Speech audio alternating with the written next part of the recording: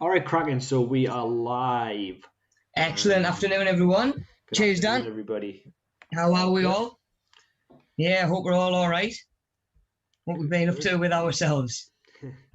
um, yeah, man. It's Wednesday, right? It's Wednesday today. Tuesday. Tuesday. Tuesday. Lose Hope it's track. Tuesday. Oh, it's Otherwise, Tuesday. yeah, otherwise we're well off, yeah. But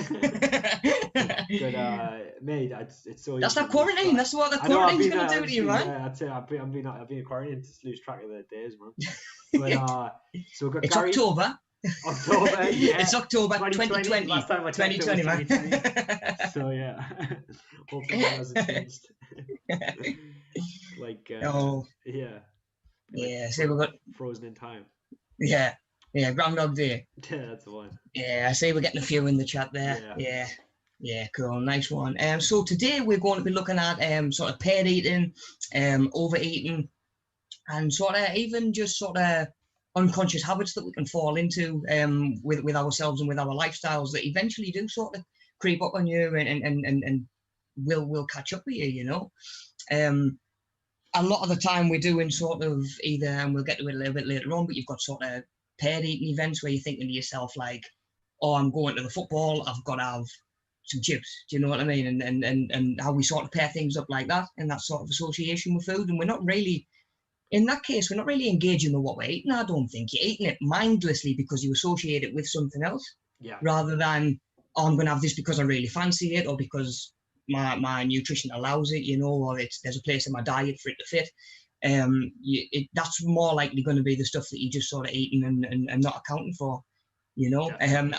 And possibly the stuff that's going to get left off your MyFitnessPal at the end of the day when you're putting everything in. Do you know what I mean? Like even just like a couple of biscuits. Do you know what I mean? Yeah, Like you can go to the cupboard, grab a biscuit, and like be in the living room before you even realise you're eating it.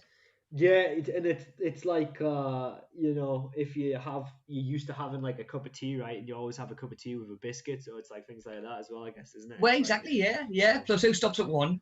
You yeah, know, yeah, who has a biscuit? That's like going for a pint. I know that's actually so true. Like I can't remember any time I've ever had actually just one biscuit.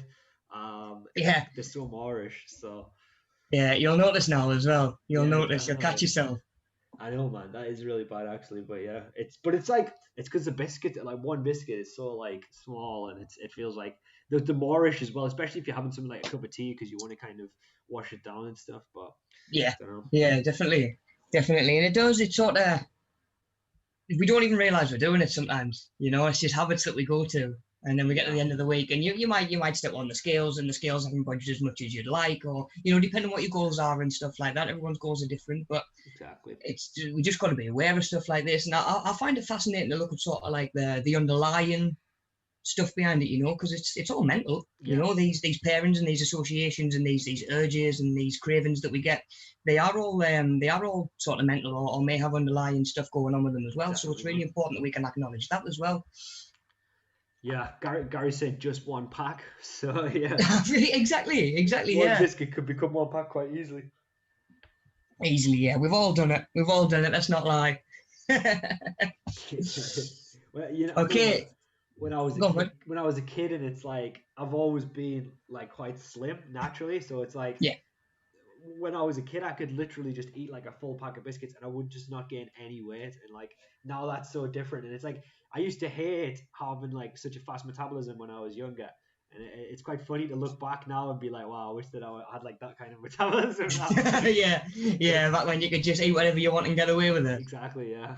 Yeah, I mean that's sort of something that we've looked at in some of the other sessions that we've done, sort of different body types and the different Yeah, like the appropriateness of different macronutrients, your carbs, your fats, your proteins, and why they serve different body types different.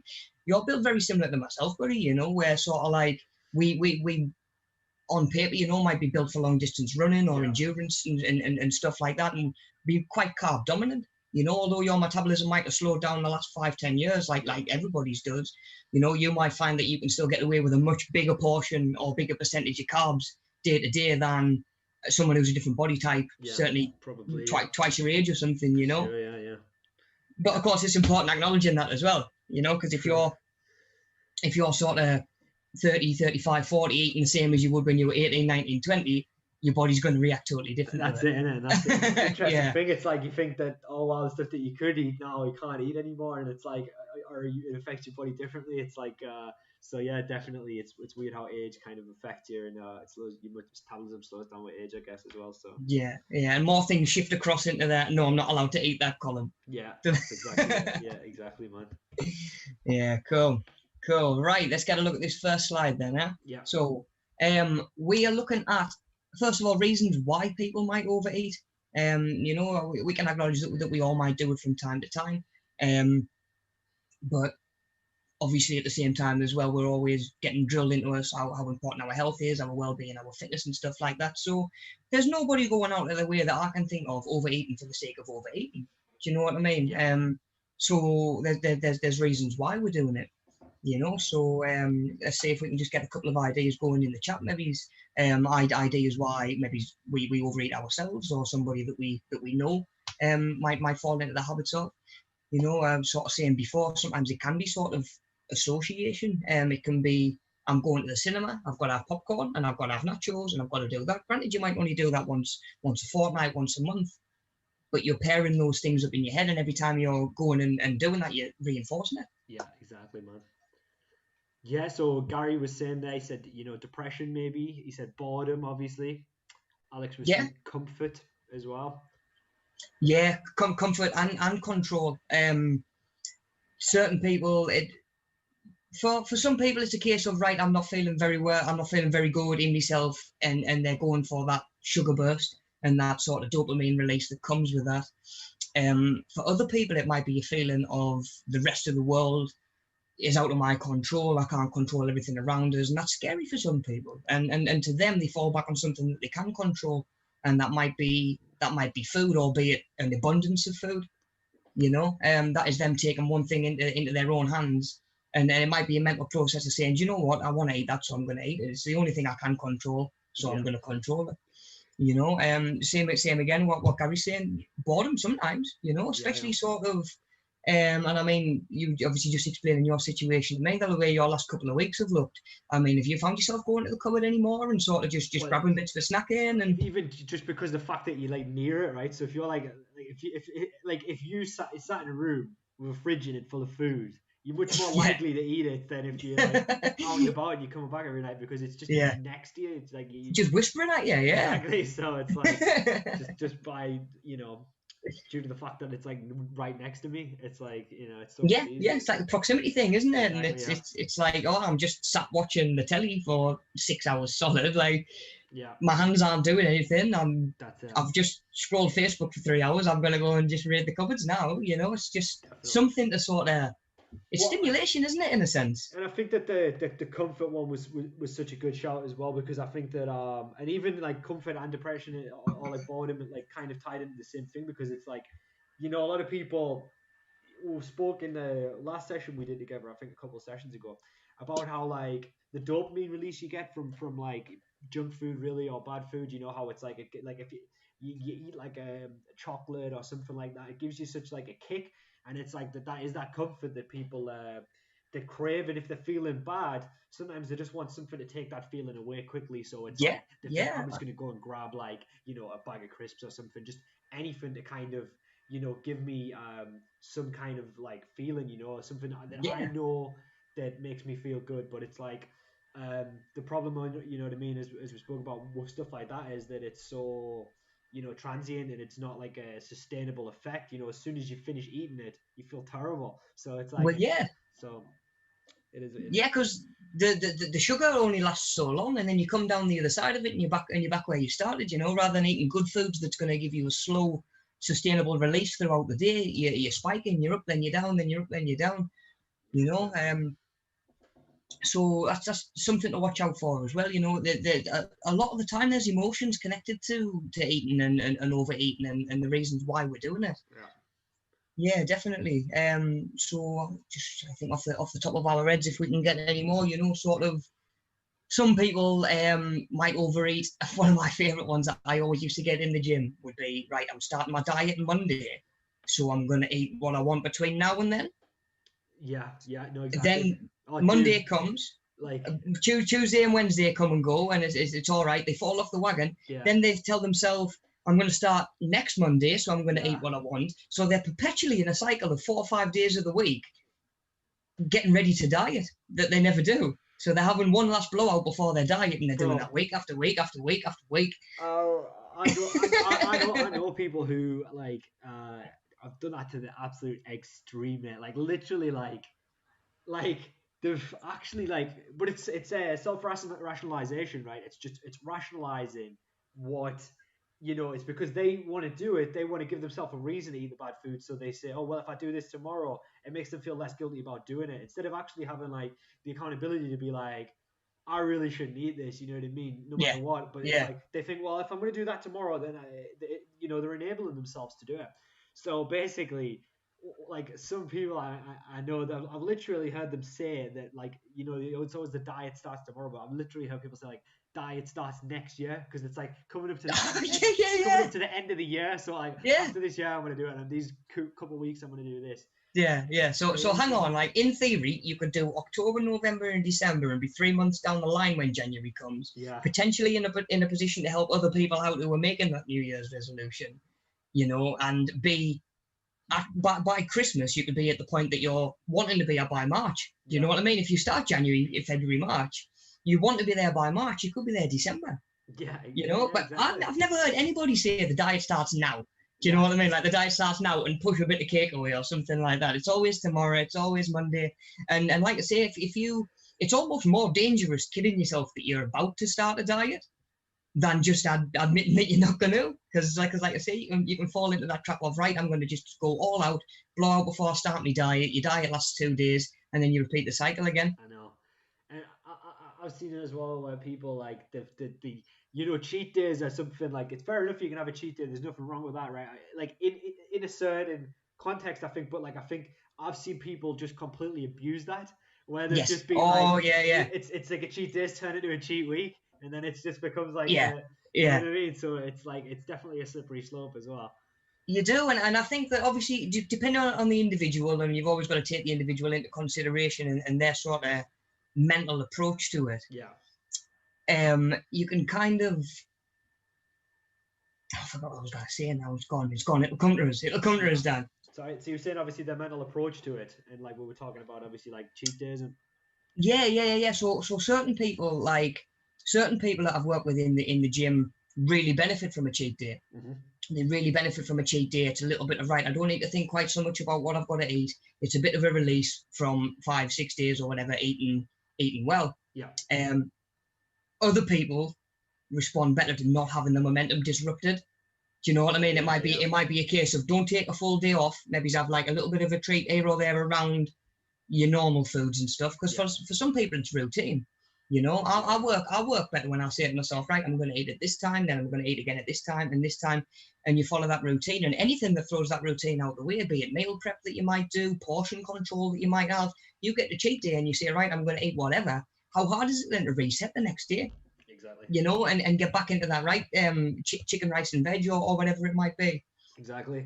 So depending on the individual, cheat days can knock you back more than they do good. Yeah. And it's same again. It's sort of, I think it's when people build in like a reward system around food, it can be quite dangerous, because it's you think like, oh, I've done this, so I deserve a treat, and it's like you're gonna treat yourself so much until you literally just eat bad food. You just got a bad diet then. Yeah, exactly. Yeah.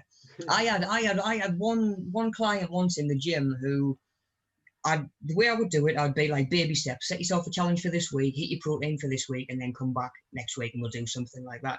And I swear, every time that I'd say like you're doing well, she'd reward herself, and she'd reward herself with chocolate. Right.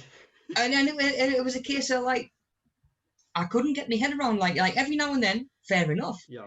But for it to in stone have to be every single time my reward is chocolate, I'm like, can you reward yourself for something else? Yeah. That's not going to maybe take you like half a step back over. But again, that came from the way that she was raised in her parents and grandparents not having the nutritional understanding that we have nowadays, and that would be what she'd get for being good as a kid, or for getting Yeah. good reports and stuff like that. So she's not only growing up associating sort of reward and success and progression with this bad food, or food that might knock her back over. Yeah. She's passed it on to her kids as well, because then she reinforces her kids doing well with the Right. same There you go. Yeah. rewards.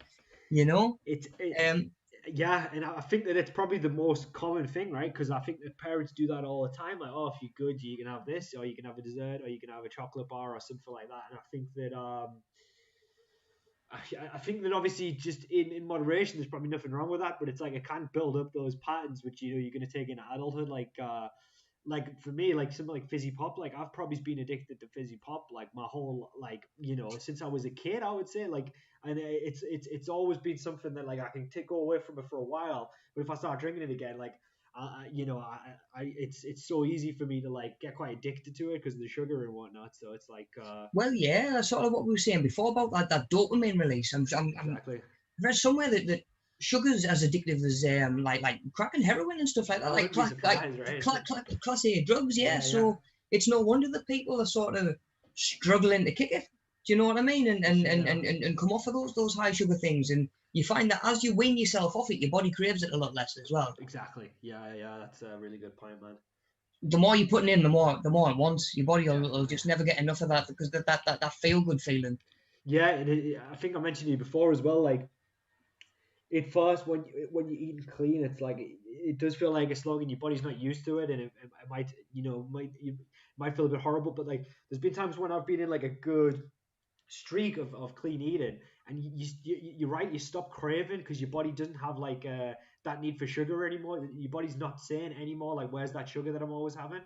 Yeah, And I yeah. think that you start to think, right, you start to kind of like, you feel like, I remember like the idea of like chocolate or something making me feel a bit sick because I hadn't had it in so long, or the idea Yeah, of like like, really sickly. yeah, Yeah, yeah, yeah, and that's it. Yeah, like you say, your body forgets how to break it down, because at the end of the day, it's not something that's really that natural to our body. Certainly in the processed sort of form that it goes in these days. yeah.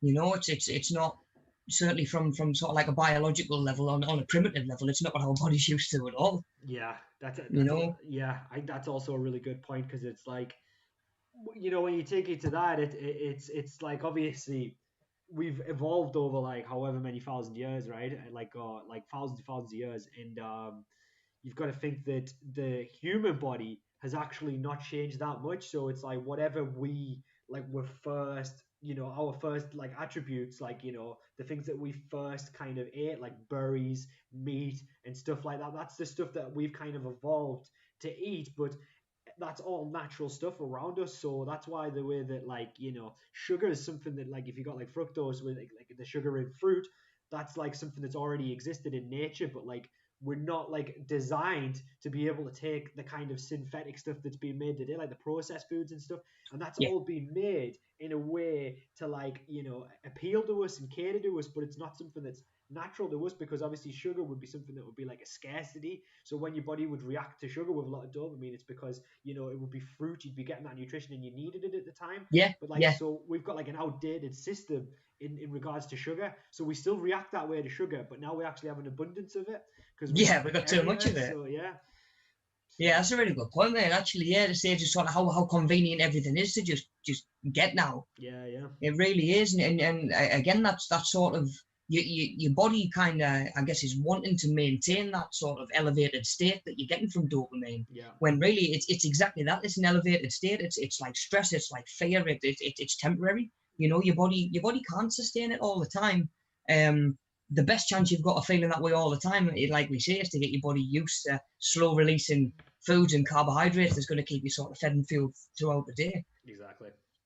Definitely. I've just seen in the chat there, Gary says, yeah, fizzy pop's a big weakness for me. I think it is for a lot of people, because it's so easy to even forget that the calories are in it. Yeah, exactly. You know, liquid calories are still calories, be it in sort of like your pop, your fruit juice even, can be absolutely laced with sugar.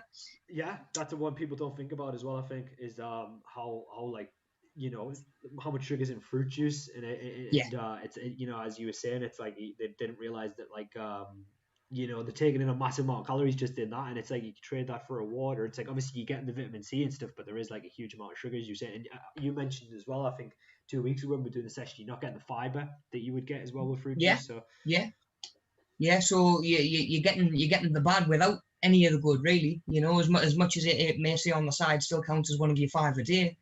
You know, I sort of certainly by the time we get to the end of the day, I mean, we'll be able to have a bit of an idea why you're better off those fruit and those portions being veg rather than fruit, because like you say, fruit has still got sugar in at the end of the day, exactly. and you can still end up with quite a lot in your diet if you're not being sure how much you're having. Bang on, like you said again, mate. Sort of like beforehand, that might be our sugar for the day. Getting all of a pear or an apple or a banana or something like that, that might be what the human body needed. Yeah. Nowadays, we're eating these bits of fruit that, yeah, they're chock full of like vitamins and minerals and stuff like that, and the sugar's still in there. That sugar doesn't have as much of a place in our diet when we're getting sugar from Mars bars and Kit Kats and whatever. Do you know what I mean? Like, it's sort of like the bath's already overflowing, and then those bits of fruit come in on top and just sort of, not saying that fruit's going to put you over the edge, stay away from fruit, but it can do. You know, it's all contributing. Yeah. And you can still get that overflow of sugar. Certainly if you go on ham on the fruit as well. Definitely. No, yeah, man. Yeah, it's yeah, you need to kind of look at because that's what it is really at the end of the day. Obviously, we spoke about that a little bit, I think, a while ago last time, but it's kind of, you know, having a, if you track what you're eating, like you list everything you eat, and it's like it's not just is black and white, is this is a bad food, this is a good food. It's like this has how much of what, how much does this have of Yeah, that, and how much yeah, does this have of that, and then it's like yeah. measuring it really, isn't it? If you start to measure what you're eating, you can have a better Yeah, like idea of. I think of it like a jigsaw. It's sort of like you can only put that piece in if you've got space for that piece. Do you know what I mean? If you've only Exactly, yeah. got calories left over, protein left over, It's a you good can, point.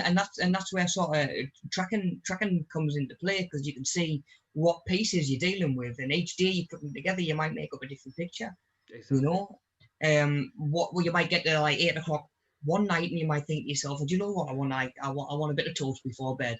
And one day that might be all right, depending on what you've had throughout the day. The Exactly. next day, your diet might look totally different. It might not be such a good idea. You might be exercising different days, so it is gonna fluctuate, and what is suitable for one day might not be suitable for another. Yeah, no, that's a really good point, man. And yeah, so Gary was saying as well that he was saying that as a kid he would always have a cup of pop of tea, and it just ended up being normal. Exactly the same with me, mate. Yeah, Exactly the same yeah. with me. Yeah, and that was it. It was just like I used to have my tea, had some like, you know, Coke or whatever it was with it, and it would just, that would just be it. I think you do as a kid, don't you? Just like, yeah, like here's some lemonade, here's this, here's Yeah, that, it was and when. like Go on, Rob, mate. I was just going to say, like, as a kid, you've got the energy, you're running around, you're burning it all off, this, that, and the other. You're playing, you're dragging adults up, come play with us, and like when you're older, and like you say, your metabolism slows down. You certainly don't need it, and your body doesn't know what to do with it a lot of the time. I know, you know what it is. That's a really good point as well, actually, because I wasn't thinking about it on that level. But like literally, I was like, dude, honestly, I played like this is a while ago now, maybe like a few, like quite before pre-COVID. Like I played football with all the lads, like, but it wasn't like it was just like a kickabout, but like on the same field that I played growing up on with the same lads Okay. that I grew up with. So it was literally like how I used to do when I was a kid. Oh, class, man, class. And I was absolutely like, dude, I used to, one of my best attributes was that I could just like leg it, and I could just sprint non-stop, and I would just never get tired in it. And I literally, we were going across we used the whole field, right? And I was running across the field, and I went to do those like little sprints like down the Yeah, line that I used to do. yeah. And I was goosed. I was absolutely knackered. And I was thinking like, I can't do it anymore. I was like, I'm absolutely knackered. But like, Yeah, I'd be like, because I'd get to the end, and it would just empty my tank, and it would take me. yeah. I couldn't get back in time. I'd have to like take like a break. Like I'd have to like, you know, like kind of like just like lounge about for a bit before I got my energy back. But it was like, Yeah. Turn into Javi, just like just yeah, stay in the yeah, middle. yeah, Like yeah. I'm gonna control the center But, spot. This is me. yeah, I mean, mate, like it was literally like though, but it like it made me think like I used to be able to do that non-stop for like 4 hours. Like Yeah, yeah, seriously, yeah. like And then the same lads ring you the next day. Do you want to come out again? Yeah, you go would on do then. it. Like, aye, yeah, That yeah, was of it. course you would. Of DOMs course you would. like Yeah, didn't even yeah. What's exist back DOMs? then. It was just like it was crazy. So What's DOMs when you're 14, 15, man? exactly, it's just mad, and it's like to think how like how fit you actually are. You don't think you fit at that time though. It's just normal. You're just hanging about with your mates. Yeah, Yeah. yeah. Everyone says, "Oh, wait till you're older, wait till you're my age, and you slow down." You're like, "Nah, I'll not slow down." It's crazy, man. And then yeah, there you are. Like because obviously I've been training at home during lockdown, sort of when I have been training. So like even the thought of, I mean, I'm not one that's big on running and stuff like that anyway. Quite a lot of high impact on the knees and back and stuff like Yeah, that. But any sort of return to sport or something like that's going to wreck me. I'm going to absolutely fettle us. yeah. Okay, guys. So we've got a couple of reasons there why we might sort of fall into the habit of overeating. Should we move on to the next slide, Let's do it, and man. then we can sort of look at pairing a couple up. We're going to look at why people might not exercise. So same again. We all know that we should exercise. They say 3 times a week, try and get 20 minutes in or whatever. Try and raise your heart rate above 120. And again, there's a lot of stuff that gets in the way of us doing it. Now not all of this is as mental and emotional as some of the eating side of things, but it definitely can be as well. So same again. Just say if the guys have got any ideas, sort of maybe what stopped you from exercising before. Maybe what barriers have got in the way. I know it's sort of some stuff that we've touched on previous sessions. But there's a lot of reasons, sort of, because one of the first things I would always ask a client when they would come to the gym and start, they'd come in and they'd talk and they'd sign up. I'd say, like, why now? What's brought you through the door right now? Why are you talking to me right now? It could have been 6 months ago. It could have been in 6 months' time. What's brought you in now? And more often or not, it's because they've acknowledged one of these barriers and they're wanting to work past it, or they found a way past it. Alex has said straight away, and not knowing what to do. Yeah. The fear nowadays of being in the gym, not being 100% on what you're doing. You get home and you look on YouTube and you're on a gym's fail video. Do you know what I mean? Like everyone, it's like that's something to be conscious of that people were before. And I think like not knowing what to do and feeling like, I think anybody who goes into the gym feels like they're out of place. Certainly at first. It feels like everybody else's environment and you're kind of there. And I think it's only through time it starts to feel like your environment as well. Yeah, definitely. At first, that thought of going in, not really knowing what you're doing, potentially having to ask somebody that you've never met before, it's a big step for people. Yeah, it really is.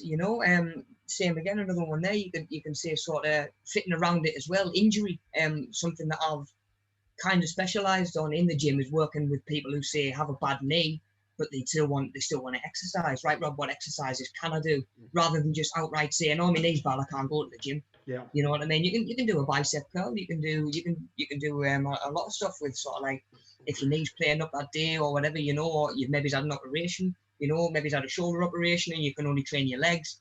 Obviously, try not to let it write you off, but it is a barrier. And you've got to work around it. And it's the understanding and the knowledge that helps us work around those barriers. Definitely. A lot of gyms these days will take you in. They'll give you a once round an induction, tell you the names of a few machines, and then they'll just leave you to it. Yeah. So then you're like, well, I've signed up. I'm here. What do I do now? Yeah. My philosophy was always, if I could take you around the gym and show you every single machine and how it works, by the time I show you the third one, you're going to forget how the first one works. Yeah. So try and find a gym, or if you're working in the gym, of course, try and instill that atmosphere where people just know they can come and ask you for help. I might be stood at the front desk doing something. If you go to get on a machine and you don't know how it works, come grab us and I'll come and show you. And of course, it's finding a gym that you feel comfortable in, and maybe it's even just that one member of staff or so that you feel's really got your best interest in heart, as much as they all should. And working in that environment, I'm sure that the majority of people who are working in that environment would just be happy with the chance to help. 100%, man. I think there's definitely this mental side of everyone's so judging about what you're doing and worrying about what you're doing. And at the end of the day, they're there for themselves. They're there to do whatever they've got to do and hopefully help other people along the way if you need it. Exactly. No, I think you're right, Matt. Yeah, that and it is important that you kind of have that they have that attitude, and it's like as you said, if you come in and then they don't really seem too interested, they're just like this does that, then it's not gonna really incentivize you to come back, is it? So, Yeah, um, yeah. You know, you go and ask them. You go and ask somebody once, can you just come and show us this? And you get the old eye roll, and you're, ah, all right, I'm coming. It's like you're not going to ask again. yeah, yeah, You're not going to ask again, and not only does it not serve you any good either, but you're going to lose interest and leave the gym, and it doesn't serve the gym either. definitely. It doesn't help the gym either. You know. No, you're right. I've just saying, Gary's there said so. Some people say like haven't got the time. You know, it might be a case of right, you're working maybe 8 or 9 till 4 or 5. You've got to get home, you've got to feed the kids, get them ready for school the next day, get them to bed. You maybe have time to feed yourself if you're lucky. Maybe have like a bath and like an hour or two to read something or watch something before you go to bed, and you're starting it again. You know, again, there's sort of there can be little ways to work around it. If you haven't got an hour to set aside for exercise every day, you've got to make little contributions where you can through the day. You know, it might be a case of taking the stairs instead of getting in a lift somewhere. It might be a case of I'm going to walk round to the corner shop rather than I'm going to drive round. Good point, man. You know, it's those little concessions that you make, sort of. You know, just to try and get stuff in, because your body needs it. At the end of the day, your body.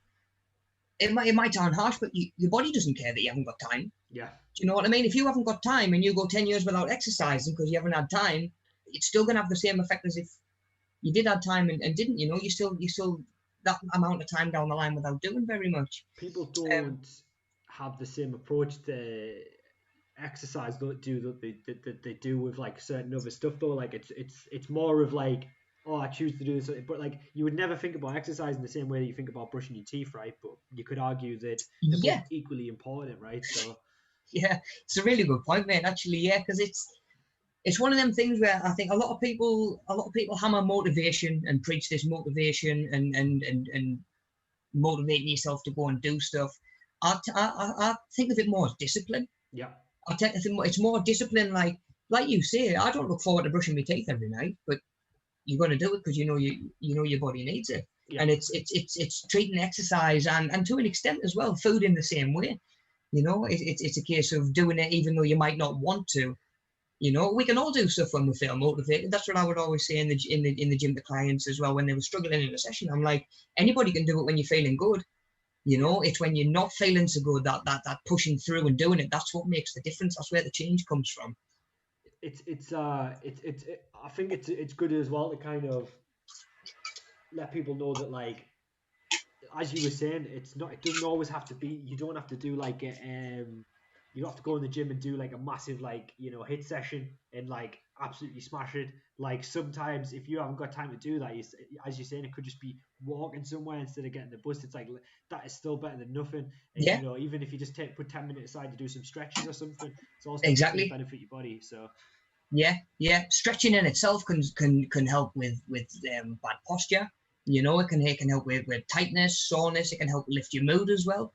You know, I mean, I think I mentioned before, me and Alex have been doing a little bit of yoga during lockdown, yeah, and they're only 10-15 minute videos, but make the difference between the start and the end. It's crazy just for getting you moving, getting you definitely. engaged in what you're doing. You're sort of you're being a little bit more mindful and a little bit more conscious Yeah. rather than just sort of existing and floating through the day. Which is really important as well to sort of engage in what you're doing.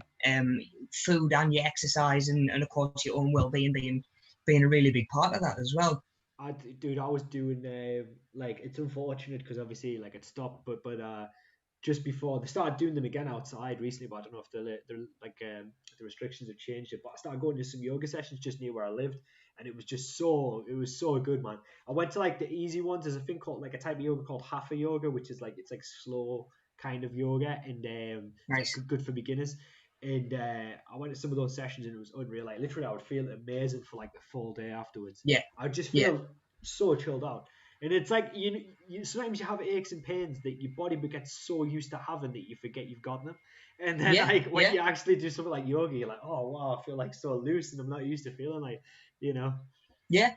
I mean, I've done foam rolling before, where Yeah. you'll like lay on it with your back, and you might get like a couple of pops where you can hear like vertebrae moving where they need to be and Yeah, stuff like yeah. that. Mate, that first morning that we did yoga, we came into sort of like an arched back position, Yeah, yeah. and then sat back and sort of stacked the spine from the bottom. Yeah. Mate, I clicked all the way up. I was like bubble wrap. Honestly, Yeah. honestly. And that in itself, I think that was like a 10-15 minute video, all online, all on YouTube. Do you know what I mean? It's all free. And that in itself, you know, you feel loads better for it. I feel it does as much for your mental state as going to the gym and chucking weights around, if not more. Yeah. You know, and again, you take 10-15 minutes out of your day. There's nothing to say you've got to do the full video in one go. And it's you know, if you've only got 5 minutes or whatever. Definitely, it's the tension relief as well, right? It's just getting that blood flowing through your body, and it just like it feels just so nice, just to kind of. And breathing as well. As you mentioned, it's like a breathing exercise at the same time. So. Yeah, and then sort of coming back to what we were looking at a minute ago, where sort of like stress can lead to overeating. If you can be doing something that not only helps your health physically, but something that's going to break that cycle as well. Yeah. You know, it's sort of like the effect's sort of twofold. You know, you're getting double whammy from it. Yeah, I'm a big believer in that, man. I think that you know your actions and your mindset, like, it just informs everything else. So I think, like, literally something like, for example, if you exercise, I feel like you're so much more likely to eat healthy because you think, I've done this, now I'm going to do this. Or even if you take like 5 minutes to whatever your hobby or interest is, you know, if you like, you know, studying, or if just whatever you name it, if it's photography, going out and taking some pictures, like, you're going to feel good about yourself. So you're going to want to do more stuff that's going to make you feel that way. Because it's like, it's two separate cycles really, and it's like, you know, you think, well, I've done this today, I'm on a good kind of run today, so I'm gonna eat healthy too, I'm gonna do this, and it's like they all kind of filter into each other. Whereas if you eat bad, you think, I'm not gonna exercise, I can't be bothered, you know what I mean? And it's like, it's interesting because it's like, it's an approach to comfort as well, right? Because, you know, you think it's kind of weird to think that you know, comfort's not like synonymous with happiness. So it's like, because you would think it is, because you would think, when I'm comfortable, I feel good, right? But it's not necessarily going to make you happy. So it's like, you may feel comfortable sat eating a pizza, binge watching Netflix in bed, but it's certainly not going to make you happy. So it's like, you know what I mean? And it's like, literally, so it's like, when you exercise, it's weird because it's pain, and you feel pain when you do it. And it's literally uncomfortable, but you feel better after it, and it does make you happy. So it gets to the point, man. That's bang on, like nail on the head there. Like, it gets to the point where you start to associate that pain with results, and you go looking for it. Yep. You know, the first couple of weeks you're at the gym and you're waking up and you're sore and you're hurting and you're looking in the mirror and you haven't lost 3 stone immediately. Do you know what I mean? It's like, why am I doing it? You know, whereas as time goes on and you start to realize that when you're getting those pains and the work that you're doing is giving you the results, you go looking for them. You know, you get messages from people saying, "Oh, I've woke up this morning, I'm not sore from yesterday." You know, there's no actual link between how sore you are and how much progress you've made.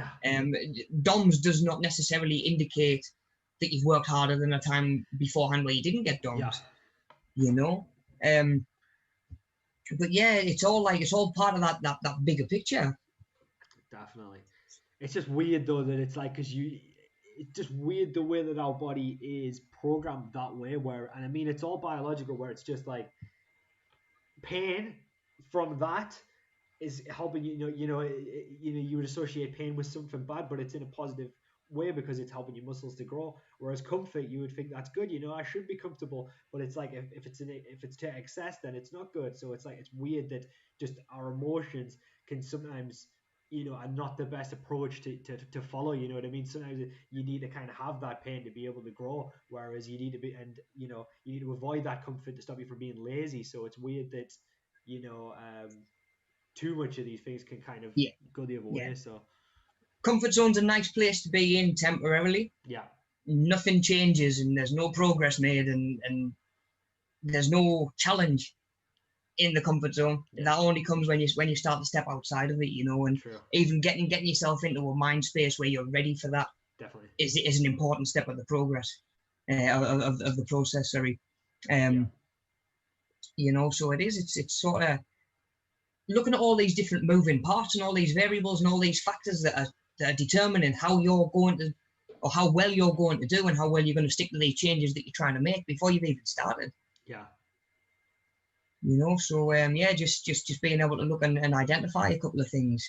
I think what was another one that Gary said? There was another one that Gary had said. Oh, the money. Yeah, not having the money, because that can be another obstacle for people. And that is one of the more common ones that you'll sort of come across, you know, be it a gym costing 30-40 quid a month. Yeah, it's ridiculous, dude.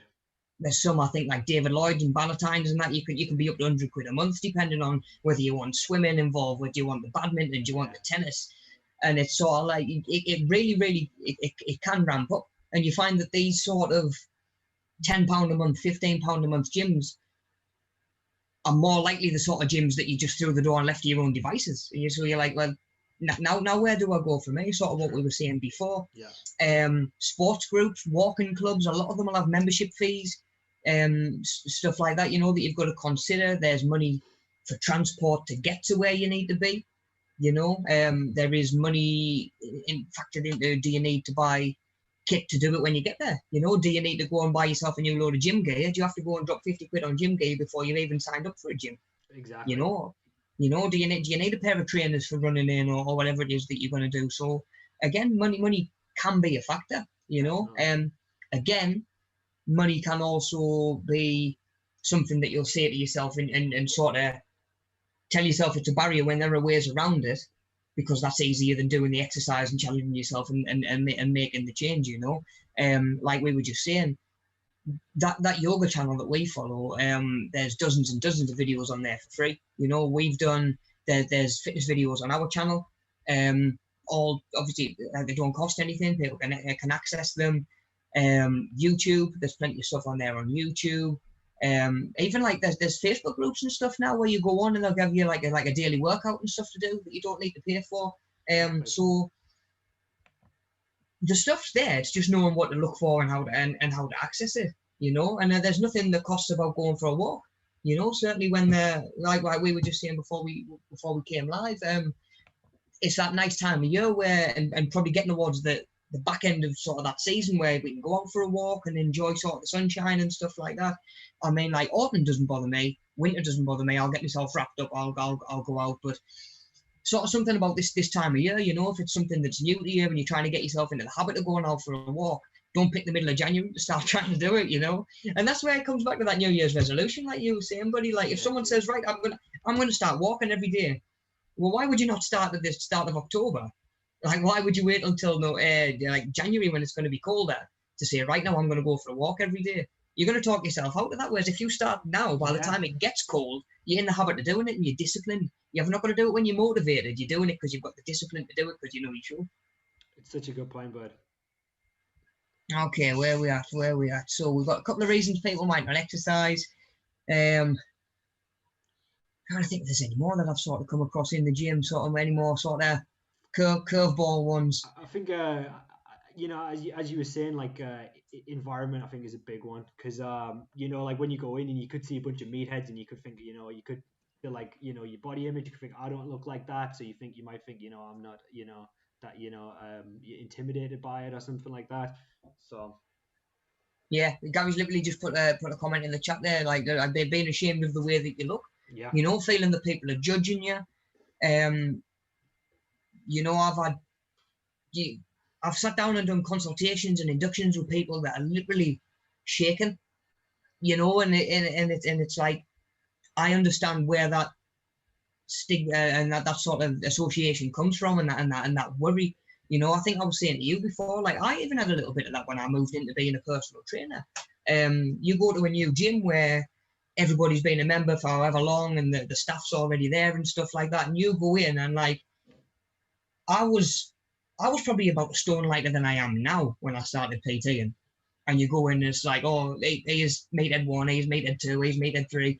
And it's like, even I was a little bit of being like, oh, I'm well out of place here. Do you know what I mean? Like, am I built for this? Do I look wrong for the job? When in reality, as time's played out, that's probably worked to my advantage because I seem a little bit more approachable. You know, I might be a little bit easier to walk up to and ask a question, and you know, people might look at other forms and physiques and think that that's all that they're focused on, you know. And I've done a lot of work with people over the years where their mental and their emotional side of things needs looking at just as much as the physical. Definitely. It's a You good know, point, man.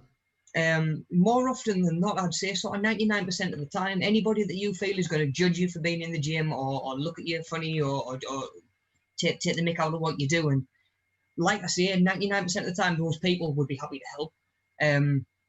They're probably just as conscious about coming over and saying, have you tried doing it this way? Have you tried changing that? Because I've been like that before. You know, you see someone doing an exercise and you're like, they could tweak it to make it a little bit more beneficial, but I don't want to make them conscious by going and correcting them, for lack of a better term, correcting them in front of other people on the gym floor who they might also be conscious in front of. Yeah, it's a good point, isn't it? Because it's a double-edged sword, isn't it? So yeah, I might catch them as they come off the gym floor and say like, "Oh, how was your session?" Make sure there's nobody else around, and just say, "As you were doing that, try bringing your elbows in a little bit," or like, "Oh, next time you're doing them, give us a shout and I'll spot you so you can maybe go a little bit heavier." You know, when really you're putting yourself in a position to help with technique and getting their ear a little bit, as well as giving them a little bit of support. You know, that's the case of this person's also invested in my progress. Definitely. So I'm not just doing it for myself, you know, whereas I feel like it should always be done for yourself. It's got to come from a place where you want to do it for yourself. For sure. But that feeling of, right, there's someone else invested now, I can let somebody else down as well as myself. Do you know what I mean? As human beings, mate, we're funny because we're so quick and so accepting of letting ourselves down sometimes, but don't want to let other people down. Yep. Do you know what I mean? Like, I'll hold my hands up there to be the first one to say that, like, sometimes I'll let myself down in the ways I wouldn't with other people. You know, you put pressure on yourself and expectations of yourself maybe that you don't put on other people. Sure. I've had people say to us before in the gym, I wouldn't have come today, but the thought that you being here and ready for me and me not showing up makes me feel that I'm here. Do you know what I mean? I wouldn't want to let you down. So just having that little bit of rapport and a little bit of interest and investment from somebody else can sort of really, really help drive that feeling away of it's you against the rest of the gym, because that's how it feels. I think when you very first go in, it's like me and them, because they all know each other. I don't know anybody, you know, and like I say, it's sort of overcoming that feeling. Yeah, and it's all mental, isn't it? You know, it's all that mental side of things. And and I think that you know, it's you know, I've got a lot of respect for people who are first coming to the gym, and if they're really, really, you know, really, really slim or really, really big, because it's a lot harder for that person to get themselves to the gym when it's a change for them, and you know that it's going to be intimidating, than it is for someone who does it every day because they're used to it. So it's like, of course. You know. So someone who comes to the gym for the first week and they get in 3 times, I'll give props to just as much as someone who comes and trains for 2 hours 6 days a week. You know, and that feeling of respect, I think, goes amongst gym members, or the majority of gym members, and certainly the ones who take it seriously, because there is that respect for, right, that person's coming in because they want to better themselves, which is all it is at the end of the day. That person could be sat at home on the couch. Do you know what I mean? They might be on the treadmill and the treadmill's going at speed 1, but you're moving faster than everybody who's sat at home on the couch, you know, and you're doing something that deserves the world of respect. And like I say, I think it's more present in the gym than people realise. But of course, that's coming from the position of someone who's worked in the gym for 6 years, who hasn't just walked onto the gym floor and they're like, "Oh my god, I don't know what I'm doing," you know.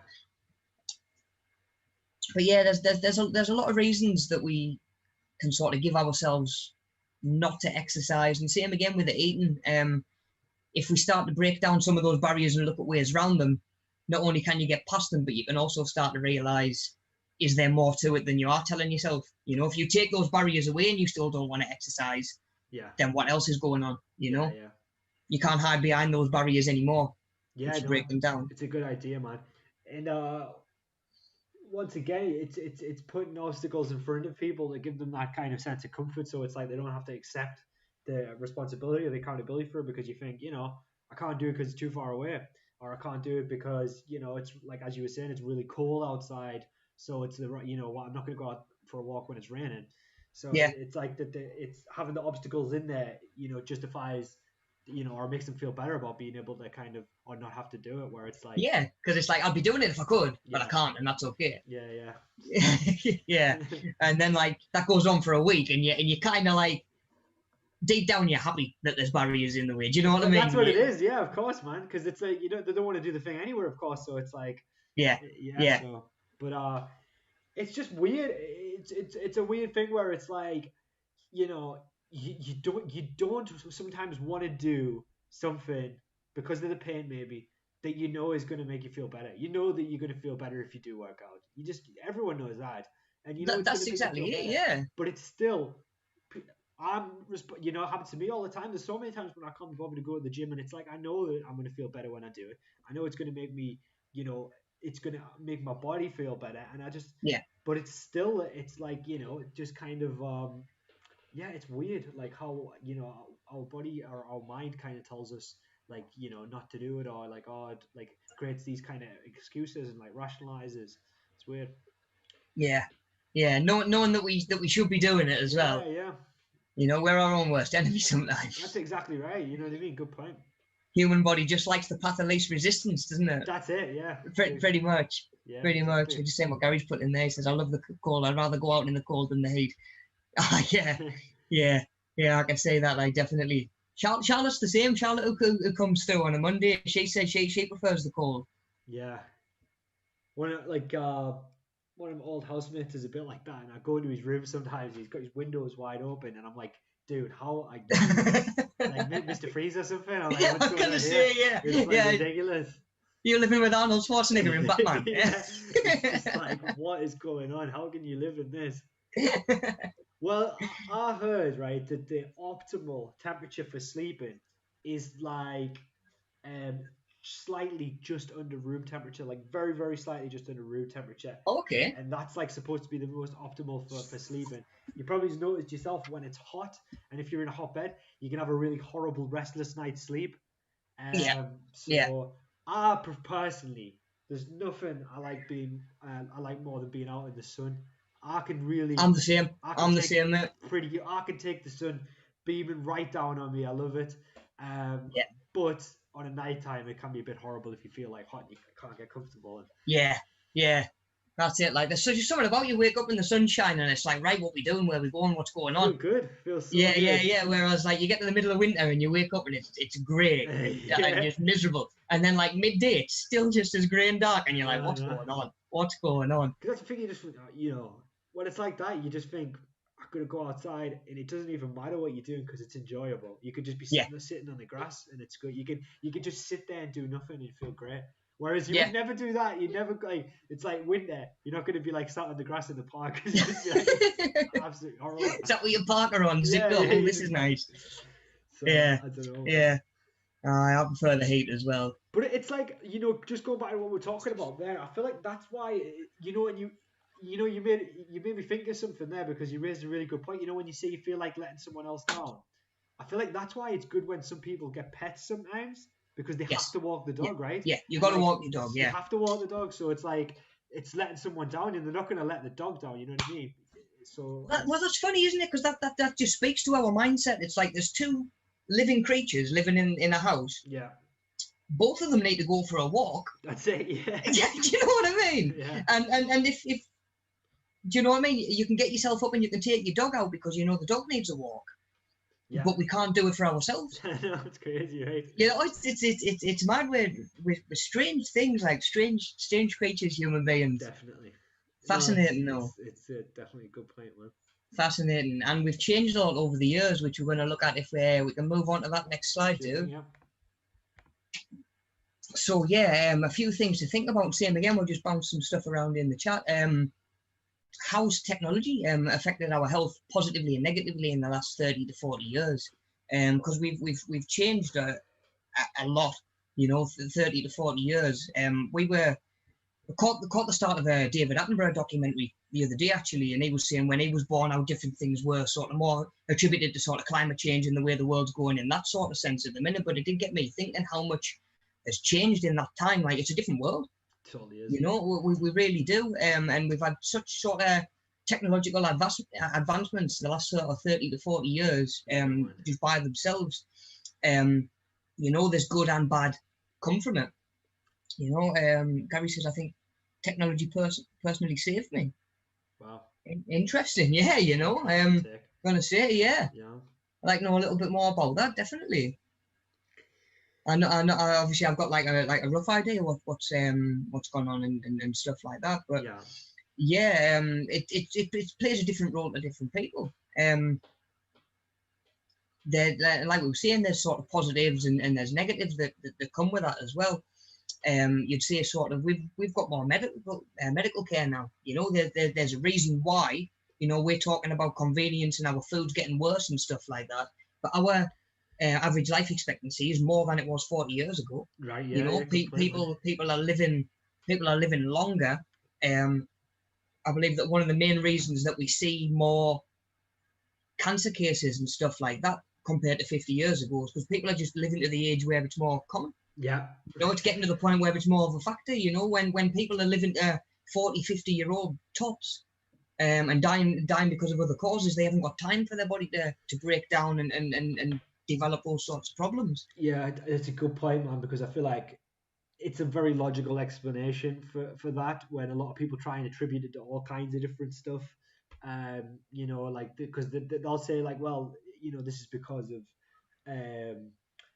could be technology or foods or something, and I think most likely it's what you're saying. It's just the fact that people are living longer, so it gives your body more um, of a chance, I guess, in a way to like develop things like cancer. Unfortunately, Well, of course, yeah, you know, it's same again, double-edged sword. It's like the byproduct of a good thing.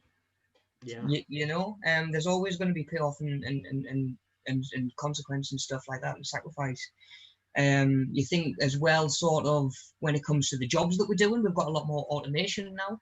yeah, So, you know, we've got lines running stuff and we might spend more time sat down controlling or programming the machine that does the physical work rather than doing the physical work ourselves. yeah. You know, so again, we might be a little bit more sedentary day to day. Technology might save us time, where we then have time to go do exercise at the end of the day, and it's a blessing in that sense. At the same time, technology's taking jobs away from us that used to keep us active. You know, so same again, both sides. True, man. I'm just trying to catch up on what Gary's just said there. The distraction of the internet games, thing I can do online. Yeah, yeah, Gary, that's a really good point. Actually, you know, Yeah, saying sort of like without stuff to keep you busy and keep you distracted, and obviously knowing a lot about your situation, Gary, and how long you were at home and stuff like that. The thought of doing that, I mean, like I've done 6 months at home, and I'd be mental if I hadn't had the PS4. yeah. Do you know what I mean? Or just something to engage and distract and take your mind off stuff, because otherwise I'll be sat stressing about what's going on out there. It's like what Gary said though. That the internet has been great for stuff like that sense of community. And I know that Gary plays a lot of like MMORPGs, and I think that like especially the sense of community on those games. You know, if you don't know anybody or you don't really have that many friends around you, and then it's like you go onto WoW and it's like you go into a guild and then you talk to these people and they've got the same interests as you and you Yeah, can go and do yeah, raids together and it feels like you're a part of something. And in a lot of these games, there's like a huge sense of community, yeah, and I think that's something that when a lot of people look um, outsiders of video games, they don't really see that. But when you're actually a part of it, you can see how much games actually bring people together. And then yeah, also, not just online, but even in real life, because you can talk about that together. And it's like, dude, like, there's been, like, throughout this lockdown, like, there's, you know, I obviously haven't been able to see my friends a whole bunch, but we'll be playing games online all the time. And then we're on, like, exactly. headset together. And it's like, so it's like, you Yeah. know, Well, and then, can you imagine? Because obviously there was the Spanish flu 100 years ago. They didn't have social media to stay connected. Like you'd true, say goodbye. Like they didn't maybe even get warning that they were going to be in this position. Like true. they might not have got a chance to say goodbye to family, friends, parents. I'll see you on the other side. I might not. You might not make it. Do you know what I mean? Like True. 40 years ago, a family friend packing up and moving to the other side of the world was probably goodbye. You know, I'll see you when I see you. Whereas now it's all, let's know when you're landing, I'll FaceTime you. You know, Exactly. it's such a smaller world these days. And like Gary's saying, like you can feel like you've got necessarily nobody around you that shares interests and stuff like that, and go online and there's just this world of people who, like you say, it's its own community, people who all have the same interests as yourself. You know, Definitely. so building relationships and forging communities and stuff like that, technology really has helped. Exactly. And Alex is saying like online friends are still friends in real life, so I think that's a good point as well. 100%, Um, 100%. You know, if there's somebody, if you're having a bad time and you sit down and you start playing a game together or something, and they might be the other side of the world. If Yeah, you're communicating with them and you're doing something together and it's taking your mind off of stress or whatever, you know what I mean? That's as good as going for coffee with somebody in real life. That's as good as going and doing whatever, you know. You're getting definitely, that support and that interaction from somebody, and that's really, really important. definitely, exactly right, man. Yeah. Um, Negatively, we haven't spoke about, have we? We haven't really spoke about negatively. Um, Obviously, I would say stuff like body image, right? I would say the way that you see kind of all of the Instagram models and stuff, and Social media and that, yeah. social media creates like a false sense of reality. Yeah, That way, yeah, I yeah, would yeah. say, Like this sort of this unattainable thing, yeah, and it's sort of like people only ever post their highlights.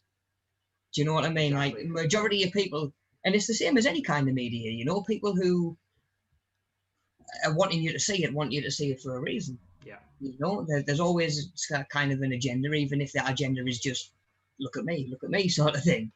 You know, and it kind of can get to the point where sort of like it can affect your own self-image.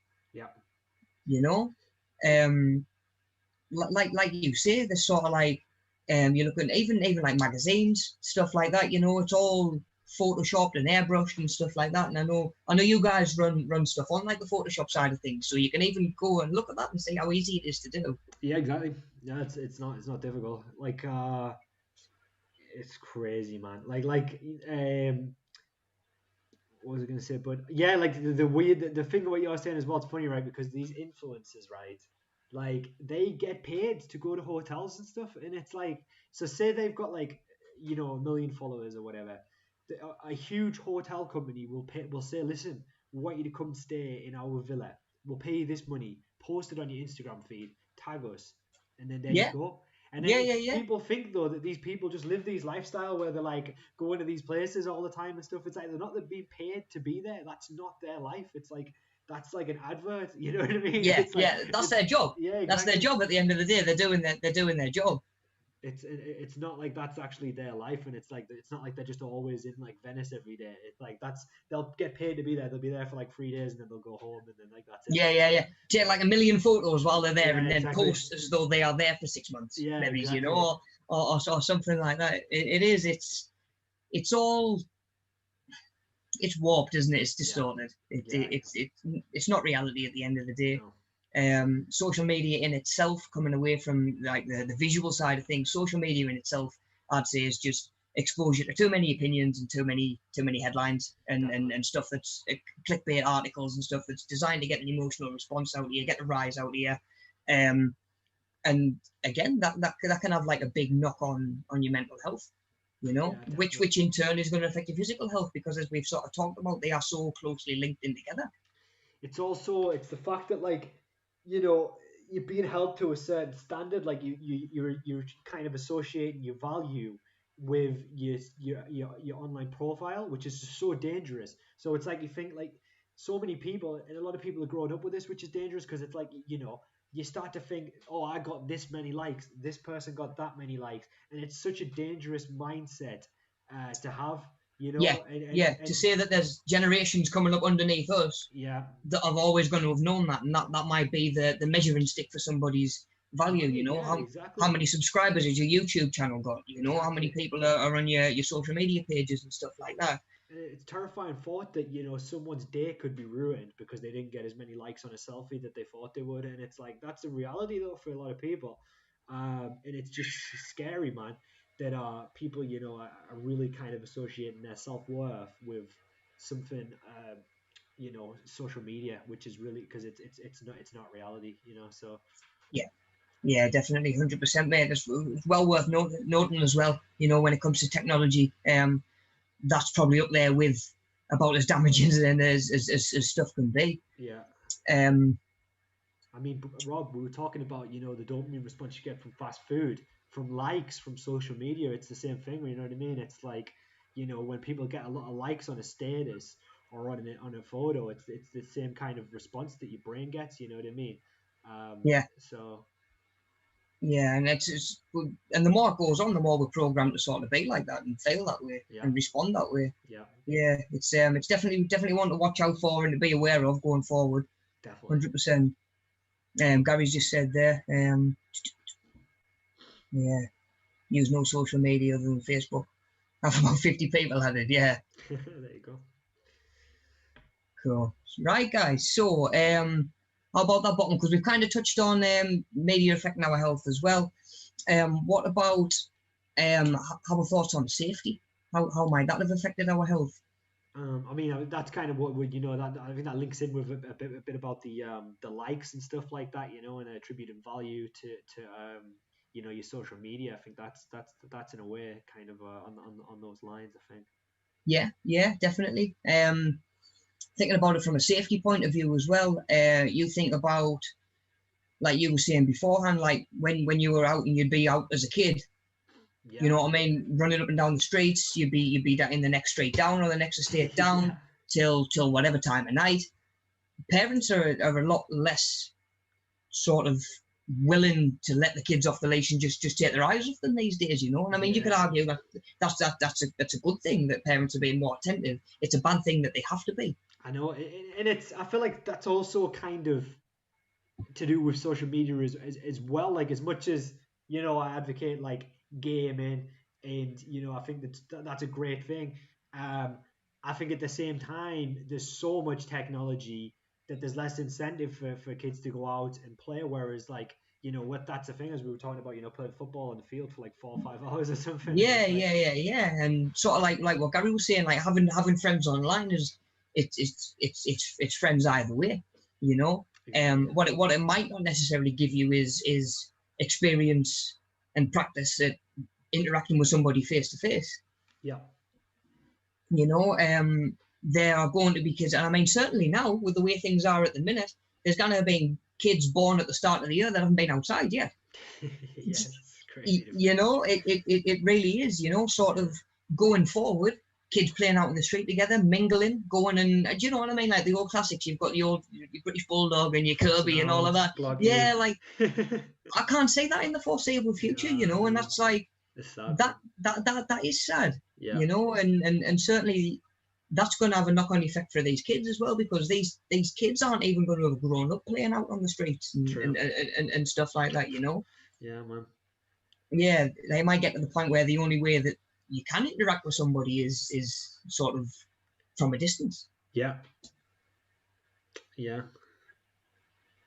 I mean, even like I've found now that having been at home so much for 6 months and only seeing a handful of people at a time, the odd time I found myself in a room full of like, or sort of like when I've been at the shops and there's so much going on around you, it's almost like overstimulating. Like it is, because you're not used to it. It's too much. Yeah, it really is. And that in itself can lead to a cycle of, right, I'm going to go out a little bit less, or I'm going to withdraw a little bit more and isolate a little bit more. Yeah, it's like a form of social anxiety almost, isn't it? Really, it's because it's like, that's the thing. I feel so sorry for people who have social anxiety, because when there's a global pandemic, it must be kicking it up to the like next level, because it's like already have an aversion to being in public places, and then now that there's a pandemic about it, it's like it's going to be like tenfold. So you've not only got that thought of like, right, I don't want to be in that person's way, I don't want to inconvenience them, I don't want them judging me or anything like that. Now you've got to think about that they can potentially kill you. Exactly. Do you know what I mean? Like that's the last thing you need on top of that. And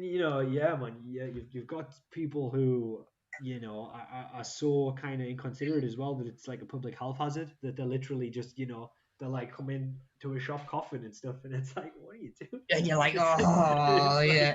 And it's like that's the thing. It's they're gonna pierce your like subjectivity in your life. You're just going about your business, and then all of a sudden you've got a guy coughing next to you, and you just think like, oh man.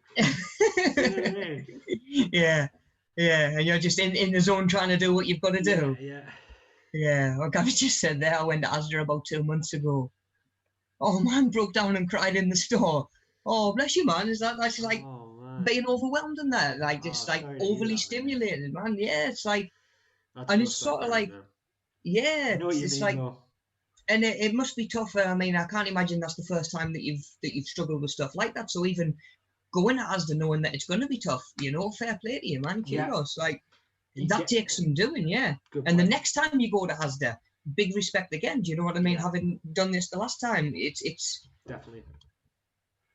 It's sort of like you say, it's that form of like a bit of social anxiety, isn't it? And not knowing how to deal with yourself and not know how to be and not know how to be around other people, and you get in your own head and you get in these cycles, and it's sort of like I find that the mindfulness and the yoga and stuff like that can help with that a little bit, and the rational thoughts and taking time to sift through things. And like I preach all the time, like there's nothing wrong with feeling an emotion. Yeah. But acknowledge it as an emotion. It's not you. It's not permanent. Mm-hmm. It doesn't have to dictate anything. Yeah. You can feel emotion. You can let it pass. You can take time after to think about how it made you feel. You can react later if you want to react later on. Definitely. I feel like reacting that way is better than reacting emotionally every time. It's easier said than done. Of course, it's easier said than done. But sometimes it can help to just take that little bit of time. Unfortunately, you just don't always necessarily get it when you're in that situation and everything's feeling like it's piling up a little bit. Yeah, and that's a really good point, Rob. And I think that it's a very kind of good take, because it's like having that level of mindfulness to kind of be able to observe thoughts and emotions. I think it's important. Yeah. But I can relate to what Gary's saying, though. I mean, there's been times, man, where like, I've got my headphones in. There's a lot of people around me. I'm in the shop. I start buying stuff, and then I start to panic because maybe I'm hot. I'm starting to sweat in what I'm wearing, and then I'm feeling like, oh my god, maybe people are looking at me, and I'm thinking that I don't even know what I want to buy, and then I'm looking for a certain item, but I can't find it, and I'm thinking, where is this thing? And I feel like people are going to think I'm crazy because I've been walking down the same aisle 20 times looking for something, and it's just like all of these thoughts have just become so intense. So I know what you mean, Gary, mate. It can be pretty intense, and obviously with the pandemic, it's maximized. So good. Yeah. As we were saying, good job for getting out there, mate. That's it. Just take your time, reset, feel your emotions, honor them, acknowledge them for what they are, and like I say, try and get back out there when you kind of feel ready, and don't let that stop you doing it in the future, And like I say, it seems as though it hasn't, and fair play to you, man. A lot of respect for that, definitely. Right, where are we? Right. Right, Bob, we'll go next slide then. I think we've about covered them. Yep. And same again. So we sort of touched on some of them earlier on. Reasons why we might end up overeating. I'm just going to catch back into this chart before we move on. There's about £30 worth of stuff that I have no clue what it was. I just filled my basket. Make it look like I did a shop. Just like, stick it in. Yeah. But I mean, like, even that, like, because you get so into your own head. It's like, oh, I've already said excuse me to that person once, so I can lean past them. I don't want to say excuse me again. I'll just stand and wait. And now I feel like I'm just standing and waiting, and I'm awkward, and people are looking at me like I'm awkward. And it does, like you say, Dan, it just snowballs. It really does. Like, mate, like, yeah, it does. And like, there's been so many times, man, where like I've literally been on the verge of like a total meltdown, but like I've managed to hold it together somehow. Like, like the basket almost goes down, and you're like, right, I don't need any of this. I was like promoting like our courses somewhere, right? And literally, like, I couldn't find the place, so I ended up being late. And then I got there, and I was late, and I was already sweating, mate. And they were like, yeah, no, and literally, it was the most mental thing ever, dude. Because I sat down in a seat, right, to like get my prep bag, and they were like, all of their like, it was like in their office, and all of their stuff was around. And then they were like, they were like, all right, yeah, so everybody gather around. Daniel's going to tell us about like what media stuff he offers, and everyone just turned the chairs around the booth. Oh, mate, that's and awful. Literally, it was like surrounded horrible. By people, and I'm like sat down, and like, mate, I was just like, I managed to put it together, and I got the lady who organized it messaged me, and she was like, oh, it was really good, blah blah blah blah blah, and so I pulled it together, but like I was literally having thoughts in my head where I was like, I'm stumbling over my words. I'm literally going to have a meltdown here. And I was talking, but that's what was going on in my mind. And I was literally thinking, and I just feel like I actually had to, there was one point where I said something and I went, and then I was like, And then I started talking again. I needed to get my breath back because I literally was like about to have a panic attack. So I actually stopped and like took like 10 seconds to get a breath. I was just like, and then it actually worked though, and I managed to pull myself together. But they were all looking at me like, "What are you doing?" I literally just stopped talking, took like a 10-second breath, and then just started going again. And that's what we were saying before. We're sort of like it's your body's response. It's adrenaline, it's cortisol, it's temporary, it's a heightened response, and it can only last so long. And sometimes just breathing, acknowledge that feeling, and try and let it subside a little bit. That's it. You know, sometimes that can be all it takes. But that is awful, you know. That's one of the worst things. Because so and so is going to stand in front of everyone and tell us something. You're like, no, but mate, if it was like they were like, "Oh, come over here and do it," I'd be fine. But they all turned the chairs around. I was like, sat down. I was like, what? But you know what it is though? It's like honestly, if they just said like, if they told me to go over to a certain place and then I would stand up and do it, I'd be alright. But it was just because it was like so unexpected. Yeah. But it's the worst thing ever because your anxiety, like your responses when you're nervous, you talk faster. So you're talking faster, but you're using more oxygen. So it's like you're getting even more out of breath. Yeah, definitely. And it's like makes it harder to recover and sort of get your feet underneath you from there.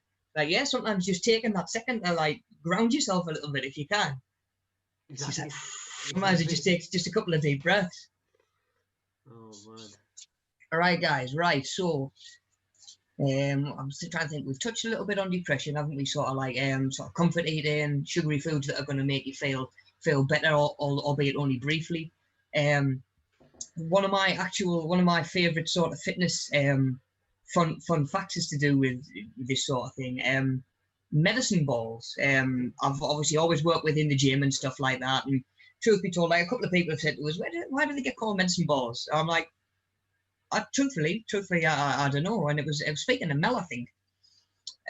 Speaking to Mel, and she was telling us there was a doctor or a physician who identified exercise in improving people's mood and well-being and confidence and stuff like that, and started to get his patients and his clients and stuff to do just basic exercises with these round stones. So you're not talking like the big Atlas ones that the powerlifters will lift. You're just talking sort of like more the sort of size that you'd see a medicine ball, you know, bowling ball size, maybe it's a little bit smaller. And he used to work with those to build on their mood and their mental state, and they worked to the point where they just got the name medicine balls because they make people feel better. And I thought that was really interesting, to say that there's like of all the reasons I could have thought of for them to be called medicine balls, that wouldn't have been one of them, you know. So I thought that was quite interesting. So exercise as well as eating well. You know, they're both tools that can be used to combat these negative feelings, depression, and stuff like that. Where we are, so we've got friends. Thinking about your friends, we all got those mates that will say, "Are you coming to the pub for a couple?" Or do you know what I mean? Do you want to go? Do you want to go through the Pizza Hut at the weekend? And like more often than not, we'll be like, "Go on then." Who wants to be the one that kicks up a fuss and says, "No, I don't want to go to Pizza Hut," when the other 7 of you want to go to Pizza Hut? Yeah, I'll go to Pizza Hut. And you end up going and you're gonna eat pizza and you might not even enjoy it, but you're there, and it is, and it's sort of like, granted, when you're with friends and stuff like that, I feel like if you say no once or twice to certain things, they start to get the hint a little bit. You know, I've always said that family and friends, if you say to them, "Look, I don't want to come to McDonald's because I'm on a diet, I'm trying to work on my health, I'm trying to better myself," a friend is going to understand that. The true friend will understand that, and they're not going to necessarily try and pressure you into making the same mistakes that they're making. It's some... Go on, bud. Yeah, no, exactly right. You're exactly right, Rob. And it's that's one of the worst ones, I think, for most people, because it's like, you know, oh, it's so and so's birthday. You're like, oh, I'm, trying to stay off the drink, and it's like, oh, go on, I'll buy you a drink, and then it's like you go out with your mates, you meet the meeting in the pub or something, so you go with them because you want to see your mates. But of course you do, yeah. And it's like a pint. There's so many calories in a pint, and then it's like throughout the full day, you might have like 10 pints. It's like, yeah.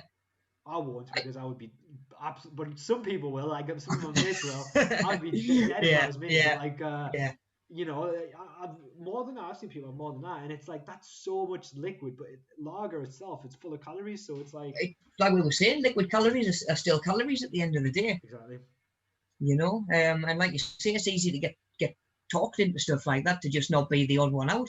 Yeah, I don't think I've ever gone out with a group of lads and been the one stood at the bar and ordered an orange juice. exactly. Do you know what I mean? Like, Even if you're going to the match or something, and then it's like, you know, people go to the burger van to get burgers, or they have a pint in the game, or at halftime they'll buy the little plastic bottles or something, or it's like, yeah, you know what I mean? It's like, it's just, and if everyone else is doing it that you with, and it's like you don't want to feel left out, you know what I mean? But at the same time, it's like, because I've been that one before, I've been that guy where I've been out with a bunch of mates, and I thought, like, oh, I don't really fancy drinking, and then it's like they're just like people offering to buy you drinks, and then when you're with your mates, and then they get more drunk, but you're still sober, and it's like, you know, yeah. Or you go around and they're having like a few beers and they're getting a pizza or something like that, and you turn up with your Tupperware with your chicken in, and you're like, right, can I just stick this in the microwave 2 minutes, please, mate? You know, you do it. It makes you sort of conscious, definitely.